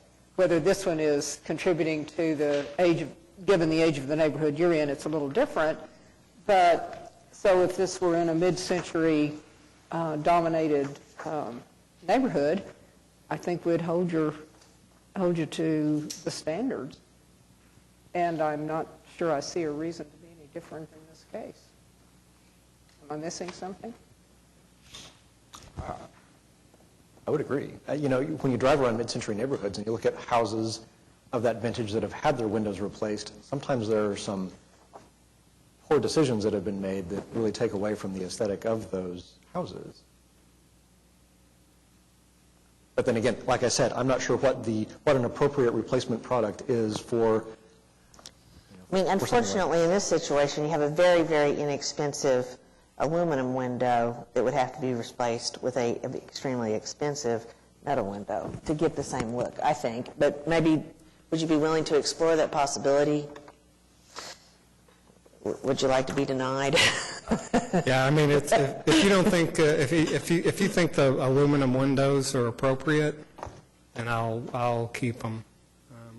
I don't think they are, but I think at that period of time, people thought aluminum windows were a good thing. I don't think you'd approve one today. I don't think they're appropriate, but so if you think they are, I'll keep them. Well, it's my understanding that the staff is willing to help with a little research to make sure that your options are that limited. Is that? Yeah, I think if you wanted to at least take a continuance and we can help to see if there's any other products out there that would be, comparable to the quality and the cost and whatever of what you were planning to install. I mean, my understanding is you don't want to replace them only because you think they're inappropriate, but also because there's maintenance issues with them. So, Yeah, I mean, if we're going to go to the trouble of replacing them, I think they ought to be the type of quality window that I've suggested. And I believe that the casement window is appropriate for a ranch-style home. From what I've read, the big window is a style of a ranch-style house. I agree horizontal lines are also in keeping with ranch-style homes. That's why I submitted a horizontal fence design. So I agree with the horizontal lines. I just feel like the casement window is the best option for today.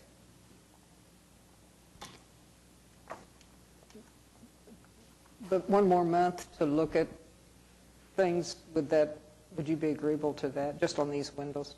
To look at another alternative? Staff does this to us. To see whether there's something else, something available that might work. I have looked extensively. I've not found anything that's like readily available. I suppose I could look for someone to custom manufacture a steel window, but I'm really not willing to go there.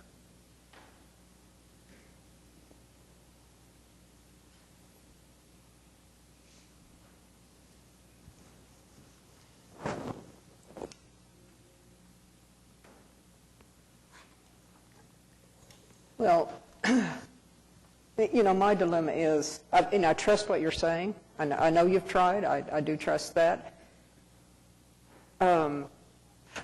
I'm just thinking, we might be able to find something given a few more days to look at this, and if staff were willing to help out. But, if you could agree to let us look at this again in December. So what, does that mean I need to go out and look more, or is someone going to suggest something? I think there's a couple of avenues within kind of staff's contacts with preservation staff in other communities, staff at the State Historic Preservation Office, people who've worked on other buildings of this era, that we could at least do a little outreach to say, are there good products that you found, that, reasonably priced products to replace windows of this era? So to at least be able, for the commission's comfort level, that what's being replaced is being replaced with the best possible option, to do a little more of that research. I mean, if you're going to help me, that'd be great. I make a motion to continue HPCA 1700152 to the December 6th. December 6th meeting. Second. A motion from Mary Jo Meacham for continuance, second from Suzanne Broadbent. All in favor, please say aye. Aye. Opposed? Thank you. Thank you. Might we take a 10-minute Yes. break? We will take a break and reconvene at 10 minutes past 4.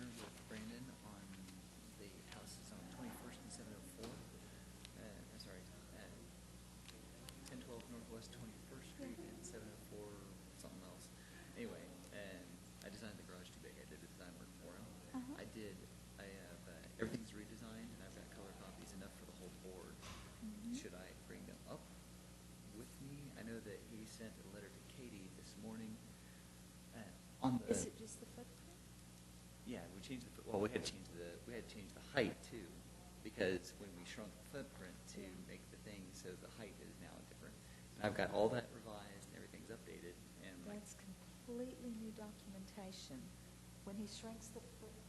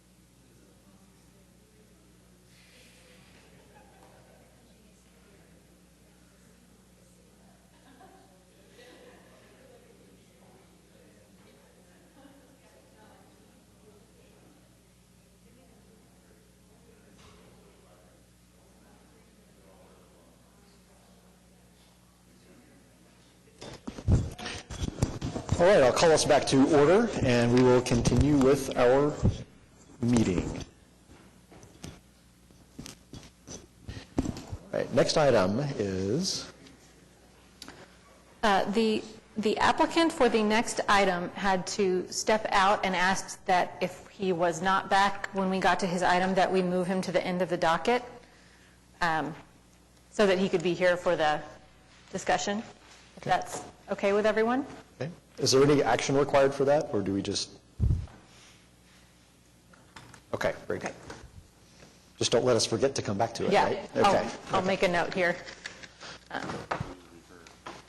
Okay, so the next one after that, HPCA-17-00-163 at 1517 Northwest 37th Street, Putnam Heights, Ward 2.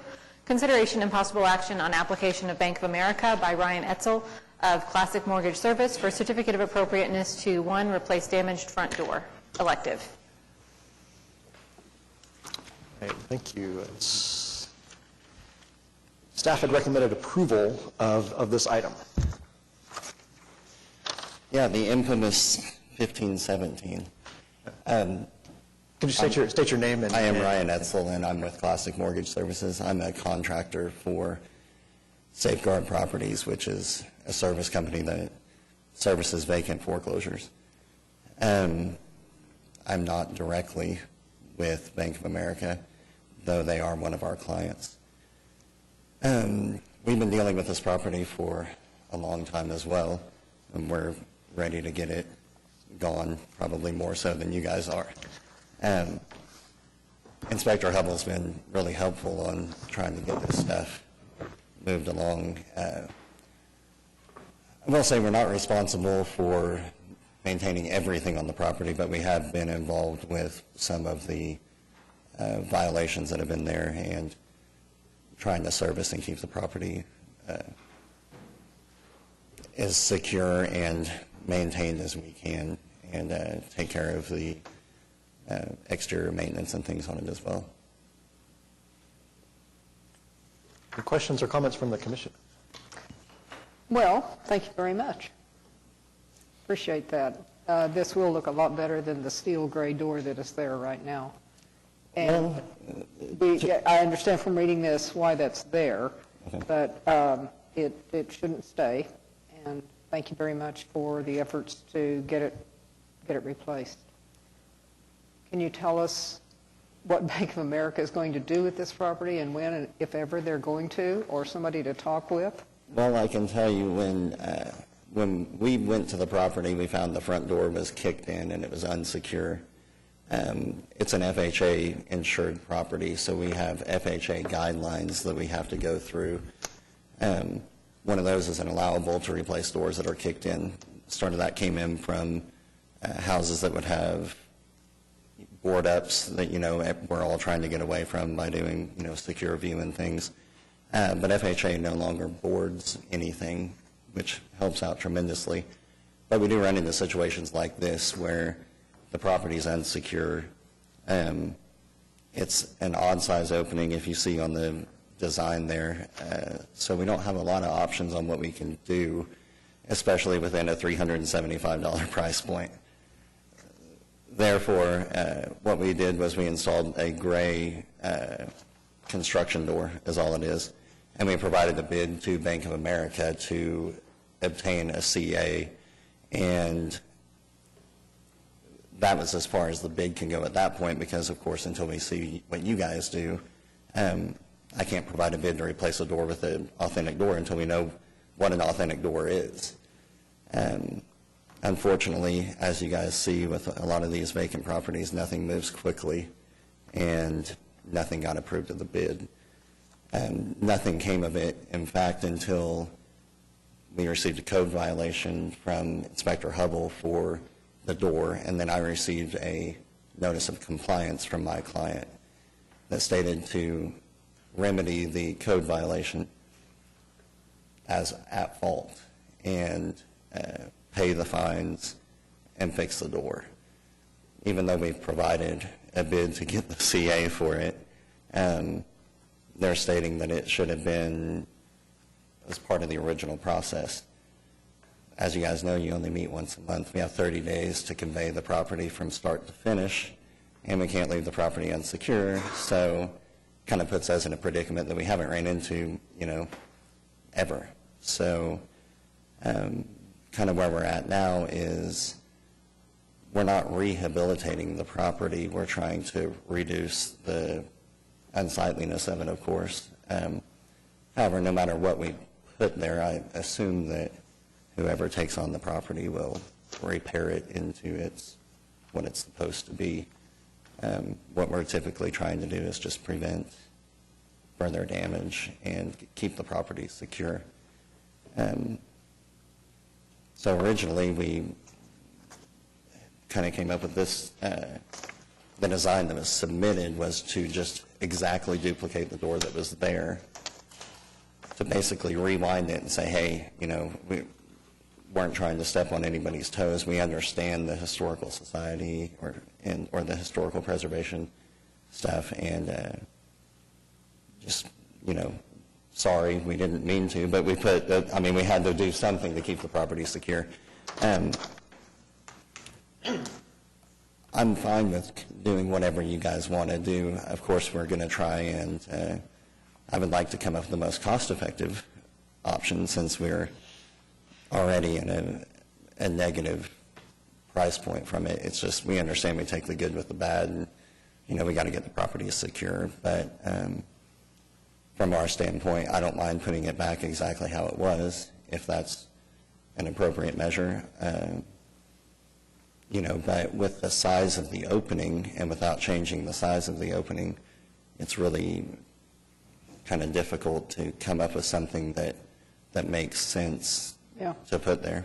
Yeah, I live in a house with a front door that's the original solid oak front door like that one was. And so that's pretty much what I'm hoping that we're talking about. And it appears to me from the documentation that we are. I notice the staff's recommending approval, but I don't see the particular guidelines for the company here to come back and say what they're proposing, that what they come up with will be appropriate. What am I missing here? I think what we have is their drawing that shows how the door will be constructed, and the intent is for that to fairly closely match the door that was there previously. Okay, so that is what you're telling us you're going to do? Correct. Okay. In your foreclosure process, does an FHA appraisal happen also or not? I believe that happens later, once it goes through. Would go under contract later? Once it goes through, conveys to HUD. Our position is to try and get this property conveyed to HUD so that they can take it and then do the FHA appraisals and market it and get it gone.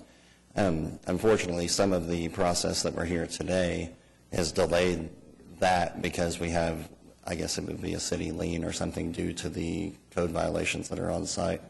So now it's kind of a catch-22 where we're trying to get the property ready and reoccupied, because that's ideally what we all want. Nobody wants vacant properties anywhere. And I assume that somebody will come. I mean, there's lots more problems with this house. No matter what the front door honestly gets put in there, it's not going to be able to stay. The front, there's foundation issues with the property. There's substantial repairs that are going to need to be done. What we're looking for, as far as my position on it, is to just mitigate any further damage to the house and get it conveyed to HUD. And HUD has their guidelines on, and I believe that's why they never approved the additional stuff with the door, is it meets HUD guidelines. No. And as far as they care, it's secure, it has a door in place, there's no boarded windows, there's no broken windows. Right. Get it to them, and then they will take it from there as far as getting that stuff going through. And obviously with us, we're limited on their price points that they have for allowables on getting the doors or windows or garage doors and things like that. And there was an FHA loan on it? Previously, and that's what was defaulted, yes. I'm just wondering how that would work for HUD. I've never had that happen. Would they be able to assume that loan? I don't know. Well, once it goes through sheriff's sale, then the bank owns Yeah. the property, and then once it goes post-sale, then the eviction's completed, and then it's 30 days the client has from the post-sale point, which the eviction was completed on the house. The next time that we returned to the property, the door was kicked in. Right then, the clock's ticking. Right. So if it's late, then we're responsible for late conveyance charges and things like that. And that's kind of the idea behind secure the property, get it ready to go, and get it moved. It should have moved prior to, and speaking with Inspector Hubble, he's like, if they would have moved forward on getting stuff done, we wouldn't be here. We understand that there's temporary repairs. I don't think anybody here would be object about me putting a door in there to keep people out of it while we're trying to go through something. For sure. Unfortunately, because they didn't do it, now I'm kind of left holding the bag, and we're just trying to make sure that it gets taken care of and it can get moved along so that somebody can get in there and take care of the property and get some of those repairs taken care of. Well, I move approval of HPCA 17-00163 to replace the front door with the specific findings in the staff report. Second. The motion for approval from Suzanne Broadbent, second from Ann Zacharitz. All in favor, please say aye. Aye. Opposed? Thank you, guys. That's approved. HPCA 17-00165 at 122 Northwest 26th Street, Jefferson Park, Ward 2, consideration and possible action on application of Neil Kellogg for certificate of appropriateness to, 1, replace front porch columns with fiberglass columns, elective. Staff had recommended approval of this item. Is there anyone here to speak on this case? Would you like to? Do you want to see if anybody has any questions first? Sure. All right. Any questions or comments from the commission? We had one other home in Mesta Park that replaced columns. Were they wood or metal? Remember that one? They came a lot. It was a big one.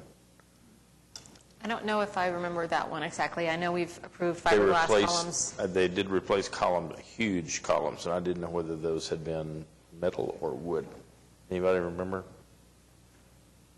I can't remember the street. By the Pearl Mesta Mansion, it was that street. Big white house. Wood? It was wood.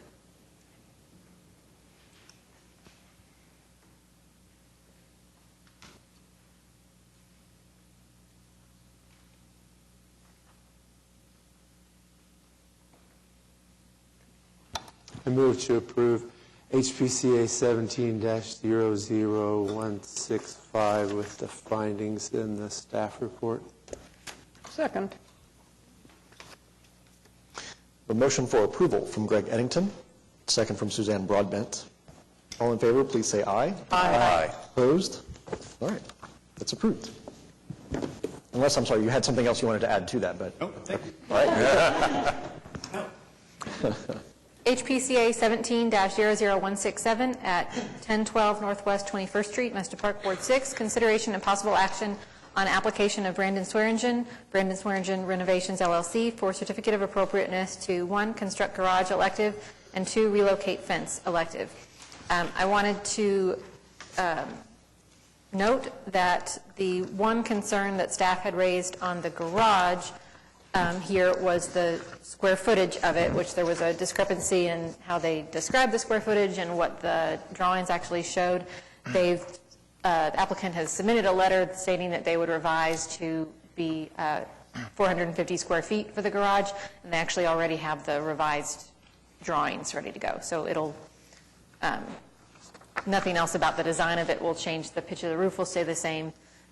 They'll just reduce the footprint.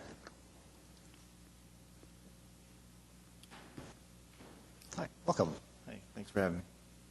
What is your name? Brandon Swearingen. Okay, very good. Thank you. Thank you for coming.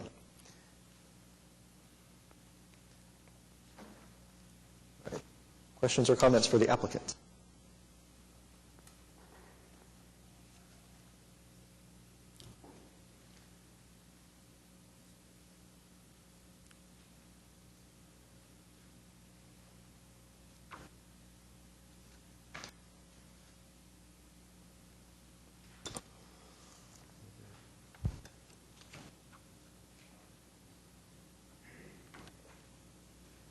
Was that the only concern with staff, size? Were there any issues with the fence? There was,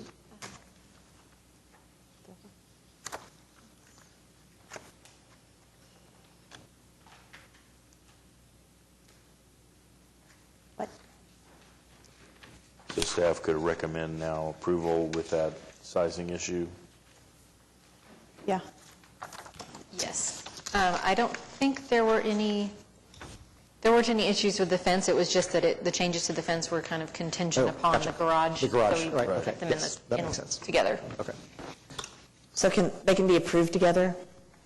Yes. I make a motion to approve HPCA 1700167, items 1 and 2 with the specific findings as noted by the staff in the staff report and the requirement that the garage be reduced in size until it is a total exterior square footprint not to exceed 450 square feet.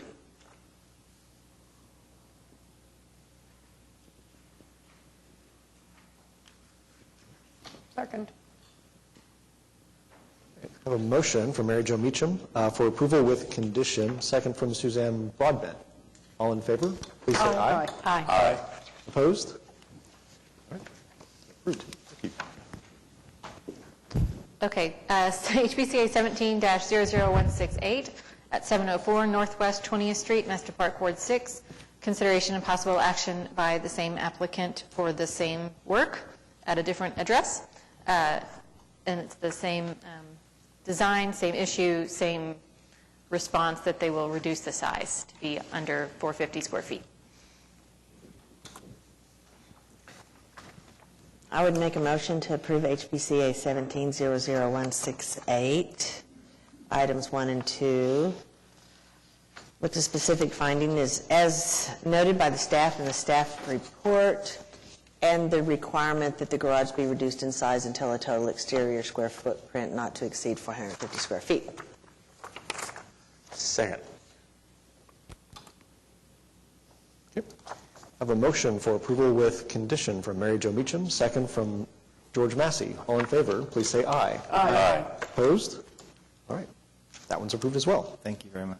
Thank you. HPCA 17. Sorry, was there I'm sorry, I do have one question. The one on 704 Northwest 20th, I actually accepted an offer without doing the garage. How long, and they're buying the plans from me and the approval, how long will they have to construct that? Is it a year? Yes. They'll have Yep. new. It'll be good for a year. Very good. Thank you very much.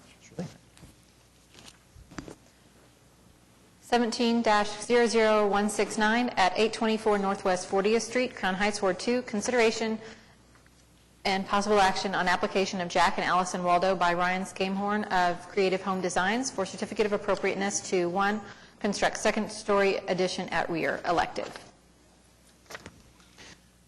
Staff had recommended a continuance on this case. Staff had recommended a continuance on this case. I was just kind of filling the void, helping us start our discussion and... Right, yeah, no. At least a starting point for discussion. That's the intent of saying that. Was the applicant present for this case? Okay. We haven't had I haven't heard anything from them since the packet went out.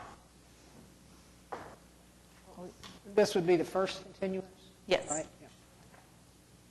And the purpose for the continuance? The proposed addition in and of itself is very small, but the house has been added onto numerous times and adding a lot of square footage to the house and to the property, which may or may not be an issue, but this particular addition takes the side wall of the house straight back with no break, nothing to differentiate, so it's kind of like you're, to an even greater extent, losing the shape of the original house, Right. which you, at this point, could still see to some extent. Yeah. So staff thought there might be some changes made to the design. Some design nuance that helps acknowledge that. Okay. Should we continue till? I guess till January 3rd to give them time to respond. Okay. Should we continue with that recommendation from staff? We usually just do the do continuance, that? and they'll see what's, Okay. yep, what the staff report was. Do I have a motion? I make a motion to continue HPCA 17-00169 to the January 3rd meeting. Second. I have a motion for continuance from Mary Jo Meacham, second from Ann Zacharitz. All in favor, please say aye. Aye. Opposed? That case is continued. HPCA 17-00172 at 620 Northwest 21st Street, Mesta Park, Ward 6. Consideration and possible action on application of Marva Ellard, Midtown Builders, LLC, by Catherine Montgomery, AIA of Preservation and Design Studio for certificate of appropriateness to basically renovate the former children's home at Sunbeam, the Sunbeam home. I won't read off all the items. Staff had recommended an approval of all those items, and with some of them had condition and unique circumstance attached to them. Catherine Montgomery here to answer any questions that you might have. I will note that we had some mention in the staff report about the balconies not being detailed, but they actually are on one of your attachments here, that it does have a detail of the design for the screening on the balcony, if I can find the page real quick. It is page 29 of 30 in the staff report, sheet 8 of 8, as labeled by the applicant.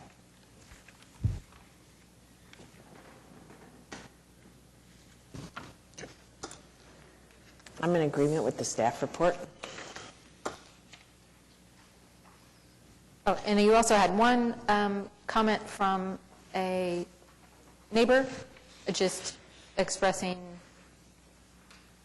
well, I won't try to summarize, because I don't recall exactly. They had just wanted us to look carefully at the lighting and at the front doors, I believe.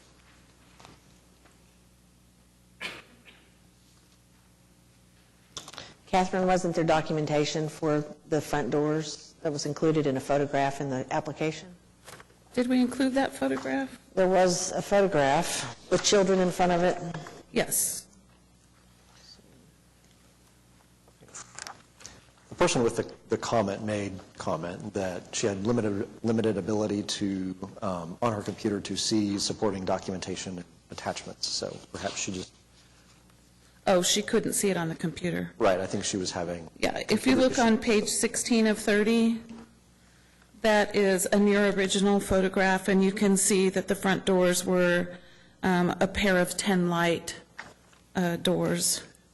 And the lighting that's proposed is not really much different from what was there historically, with just a light on either side. We don't have any big glaring, announcements or colored flashing lights or anything like that. It's very modest. And then we have some lights that are being added to the entrances on the back.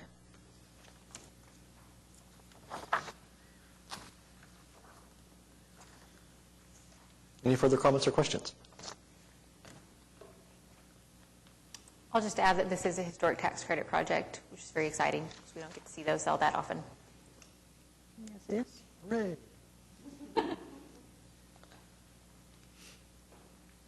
I make a motion to approve HPCA 17-00172 with the staff recommendations as noted in the staff report and the specific findings, conditions, and unique circumstances noted by staff.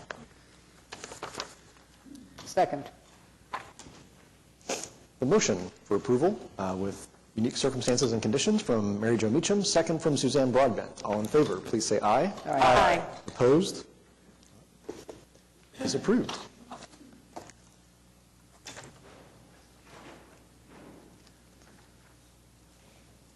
HPCA 17-00173 at 1001 Northwest 16th Street, Mesta Park, Ward 6. Consideration and possible action on application of Tom and Marilyn Perriam by Catherine Montgomery of Catherine Montgomery AIA for certificate of appropriateness to 1 demolish garage elective and 2, replace fence elective, 3, replace driveway elective, and 4, construct new garage elective. Staff had recommended approval with the condition that an alternate light fixture for the front or east side of the garage be submitted to staff prior to release of the CA. Okay. Hi, welcome. Hi. You are? I'm Marilee Perriam. Tom Perriam. Thank you for coming today. Appreciate it. Questions or comments for staff or the applicant?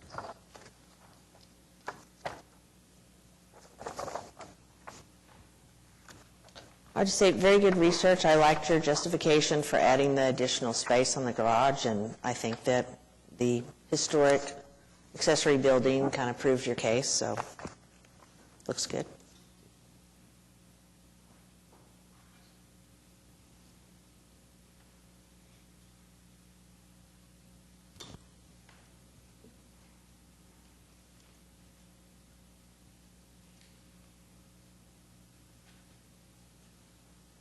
Any other questions or comments?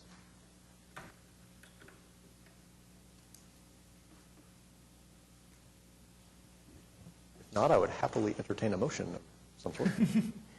I'll move approval of HPCA 17-00173. Let me check their conditions. Hold on just a second. There was one condition about the light fixture on the front side. We have no concerns. About the light fixture? We'll meet the condition. Okay, very good. Okay. with the specific findings and conditions as noted in the staff report. Second. I have a motion for approval with condition from Suzanne Broadbent, second from Ann Zacharitz. All in favor, please say aye. Aye. Opposed? Thank you. Thank you. Okay, we will return to 17-00155. Wait.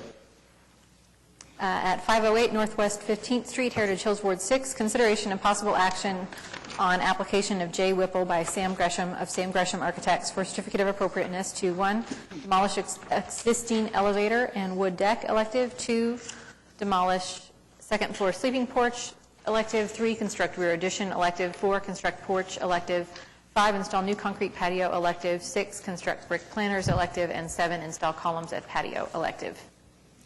Staff had recommended approval with the unique circumstance that the massing of the existing historic structure is more successfully preserved through the utilization of a two-story addition with a smaller footprint than it would be with a larger footprint of a one-story guideline-conforming addition. I'm Sam Gresham here to represent the owner. I'll be happy to answer any questions. Thank you. Thank you for coming. Missed you by like 2 seconds, didn't we? I had to take that call. It was long distance. Yeah. There's a whole bunch of people from California. I'm very important. Okay.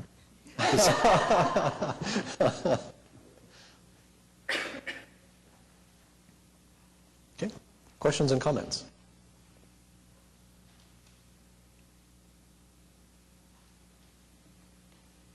We do have the Neighborhood Association, their design yes. review committee endorsing our proposal as well. It was unanimous. So. Unanimous in which way? I guess. And they also did a visit? I have no idea. I asked to come, and the owner said, well, I can handle it. I didn't think he wanted to pay. Okay. It said the committee members did a site visit of this property on the 5th of September. It's a very large lot, and we agree that enlarging the garage would be acceptable and is not out of proportion with the overall property. Oh, that's the other one. Oh, that's the other one. I'm 133. sorry. They both have Sam's name on it. Okay. This one agrees too. Okay. Very good.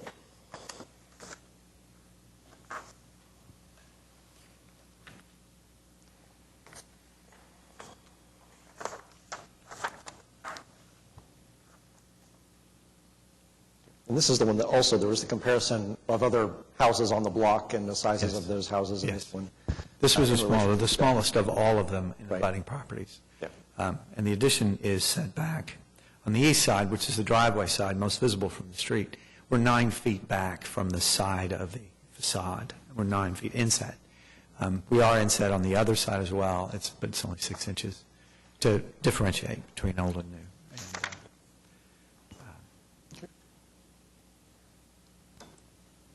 There are very few applications that come here.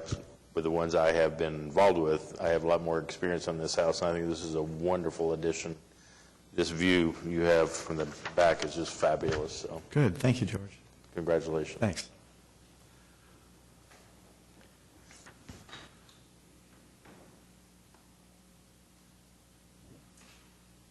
I'd like to make a motion to approve HPCA 1700155 with the unique circumstances.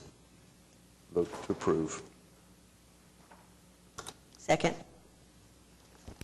I have a motion for approval with unique circumstance from George Massey, second from Mary Jo Meacham. All those in favor, please say aye. Aye.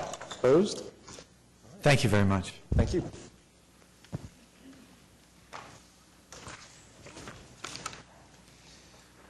Right. We have no other business, lots of administrative approvals. You can call us tomorrow if you want to know more about them. No withdrawals to report.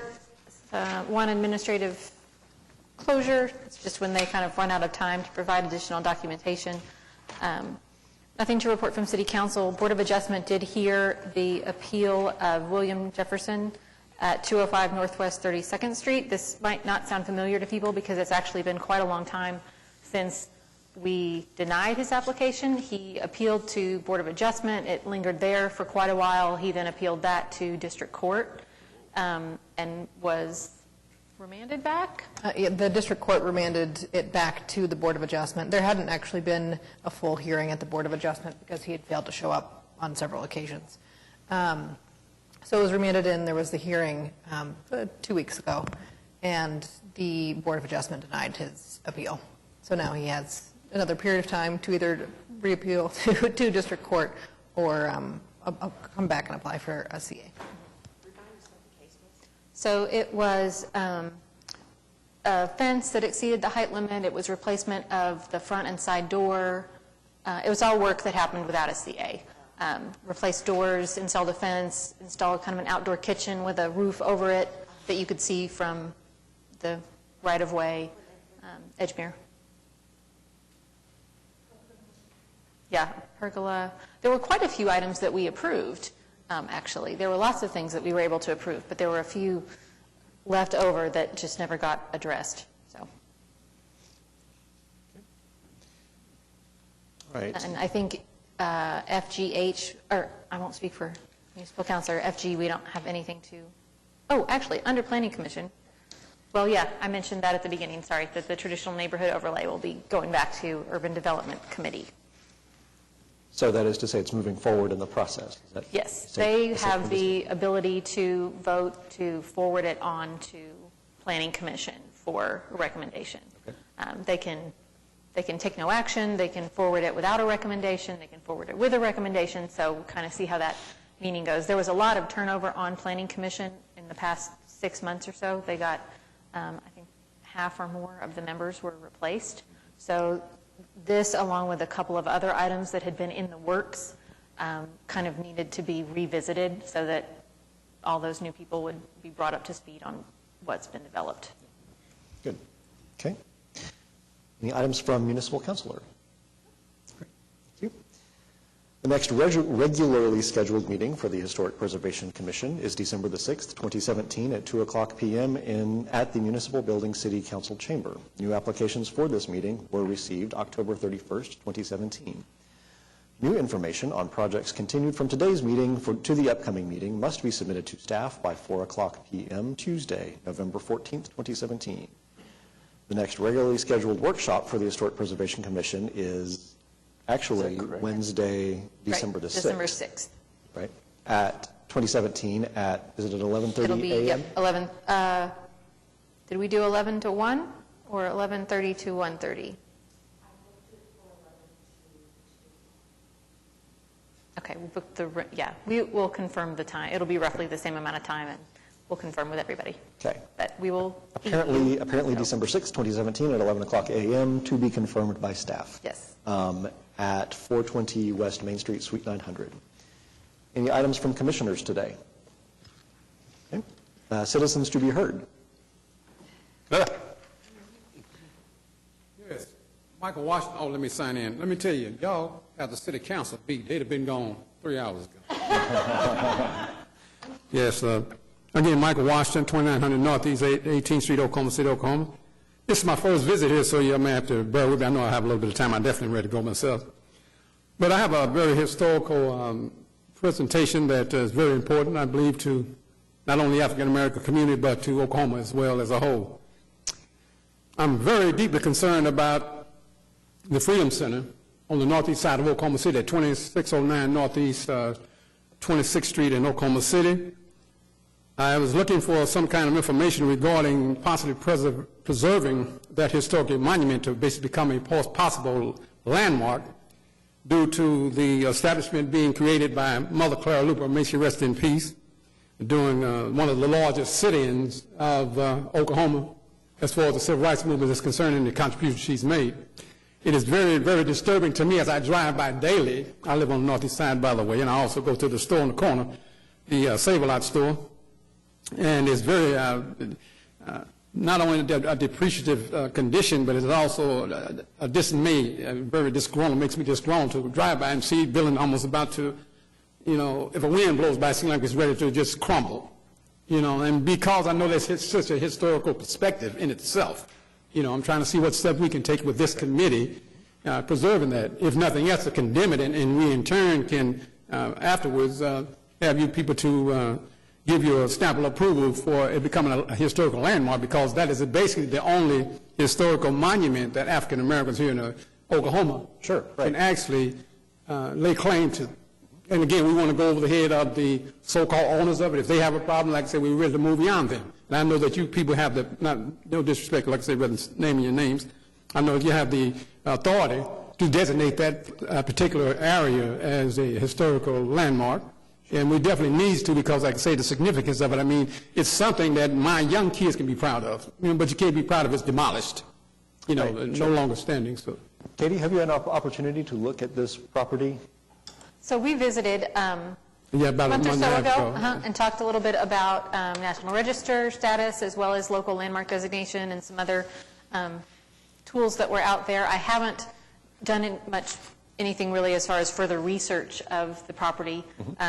We did talk about its association with Clara Luper, and there certainly is some significance there. You know, I don't have a report on the property by any means, but I think certainly worthy of some consideration. And I would hope. I mean, whatever step that I can do, you know, to get this process started, because, ma'am, I would like I said, maybe in the next December meeting, give a layout like you did here. And once you see it, you say, oh, my God, is this a place out of Who Made John movie or whatever? You know, yeah, really, you know, because it's really important enough. I mean, seriously, because, like I said, I'm going to close, like I said, because I'm ready to go myself, but I want to drive this point home. Sure. You know, because, again, if it was something, and I know uniquely that your particular, you know, nationality stood for, as a man, and I'm sitting there, I'm going to say, hold up, this has a great historical perspective to it. It is a movement which actually started the civil rights movement in Oklahoma. So I, in and of itself, going to say, oh, no. That needs to be preserved for history, not only for the African-American community, but it needs to be for others to say, well, wow, what is this great place? Who did this? Why is this here? And for our kids, as a diverse community, I myself love embracing all children. As a matter of fact, I run a nonprofit organization called Empower People, Inc., where our motto is change your world, and your world will change around you. You want to get this? It's also a multicultural group. Okay, so again, I don't know, Ms. Katie, I'll be getting with you for further announcements on it. And I definitely, I mean, like I said, if those so-called black historians or so-called black leaders have a problem with it, you know, I'm just getting a little emotional. Not upset at y'all, but for them to allow this to go down like this. And I know I'm basically the only one coming before you because you all sounded surprised. Okay, so anyhow. Is there photography or historical information? Do we have something that we could? Oh, yes. Like, I know that we could. Sure. I know Mr. Washington's already started talking with the State Historic Preservation Office as well, so we can probably gather they already have the research he's done so far, and of course get photographs and that sort of thing. I got all of it. Could we? Have you talked to the owners? Yeah, I've talked to them, and they seem to turn their head. Like I say, ma'am, I'm willing to go beyond them if they don't want to act right. And I know, like I said, we have the power to do so. Let's get them out the way if they don't act right. Right. I mean, as far as designating something, does it retain its architectural integrity? I don't really know what we're talking Yeah, I would have to, it's a pretty modest, it's not like a grand Not huge. building. Yeah, it's not big. It doesn't look like it's had a lot of alterations made to it. No, it's in its form. It's just about to, I mean. And what type of building is it? I'm sorry. The structure of it, ma'am, it's. Is it a commercial? Not very large, it's one story. One story built for? Brick for, meeting places, like small banquets and stuff like this nature. In other words, it's the original land area for sit-in movements, For what? For sit-in. Okay, so it was specifically built for? Yeah, it's like holding conference meetings, something like this here. Okay. Social events, it's not anything huge or humongous. It's just, in other words, hey, okay, y'all, let's go here and talk today about the streets need to straighten up. Or right. whatever. It's just, but it also has, and outside of the monument, it has historical images of great African Americans who made contributions to America, not just over abroad. I'm talking about here in Oklahoma, And you also have a pyramid-shaped structure out in front of it that is lined with various historical, So that in itself, you drive by, you're going to at least say, hey, man, But it's being looked over because of the building behind it. You may look down and you say, oh, my God, what is this? A monster jumped out at me. You know what I'm saying? But you look around and you say, wow, and then you lean like this, you got to kind of look over. I mean, it qualifies to be looked at as a potential city landmark. I think we could put under other business in December a presentation. A presentation, that's what I was wondering. Yeah, to provide everyone with some more information about the building. I think that we could get maybe somebody from the preservation office to come. Sure. I think that would help. Thank you all for that. Definitely, I'm really interested in, maybe we could all do a drive. Oh, my God. And just call me up and I can ride with you or whatever. I mean, I have a car. I can always be on that side. I can show you around it. I mean, it's so fighting, man.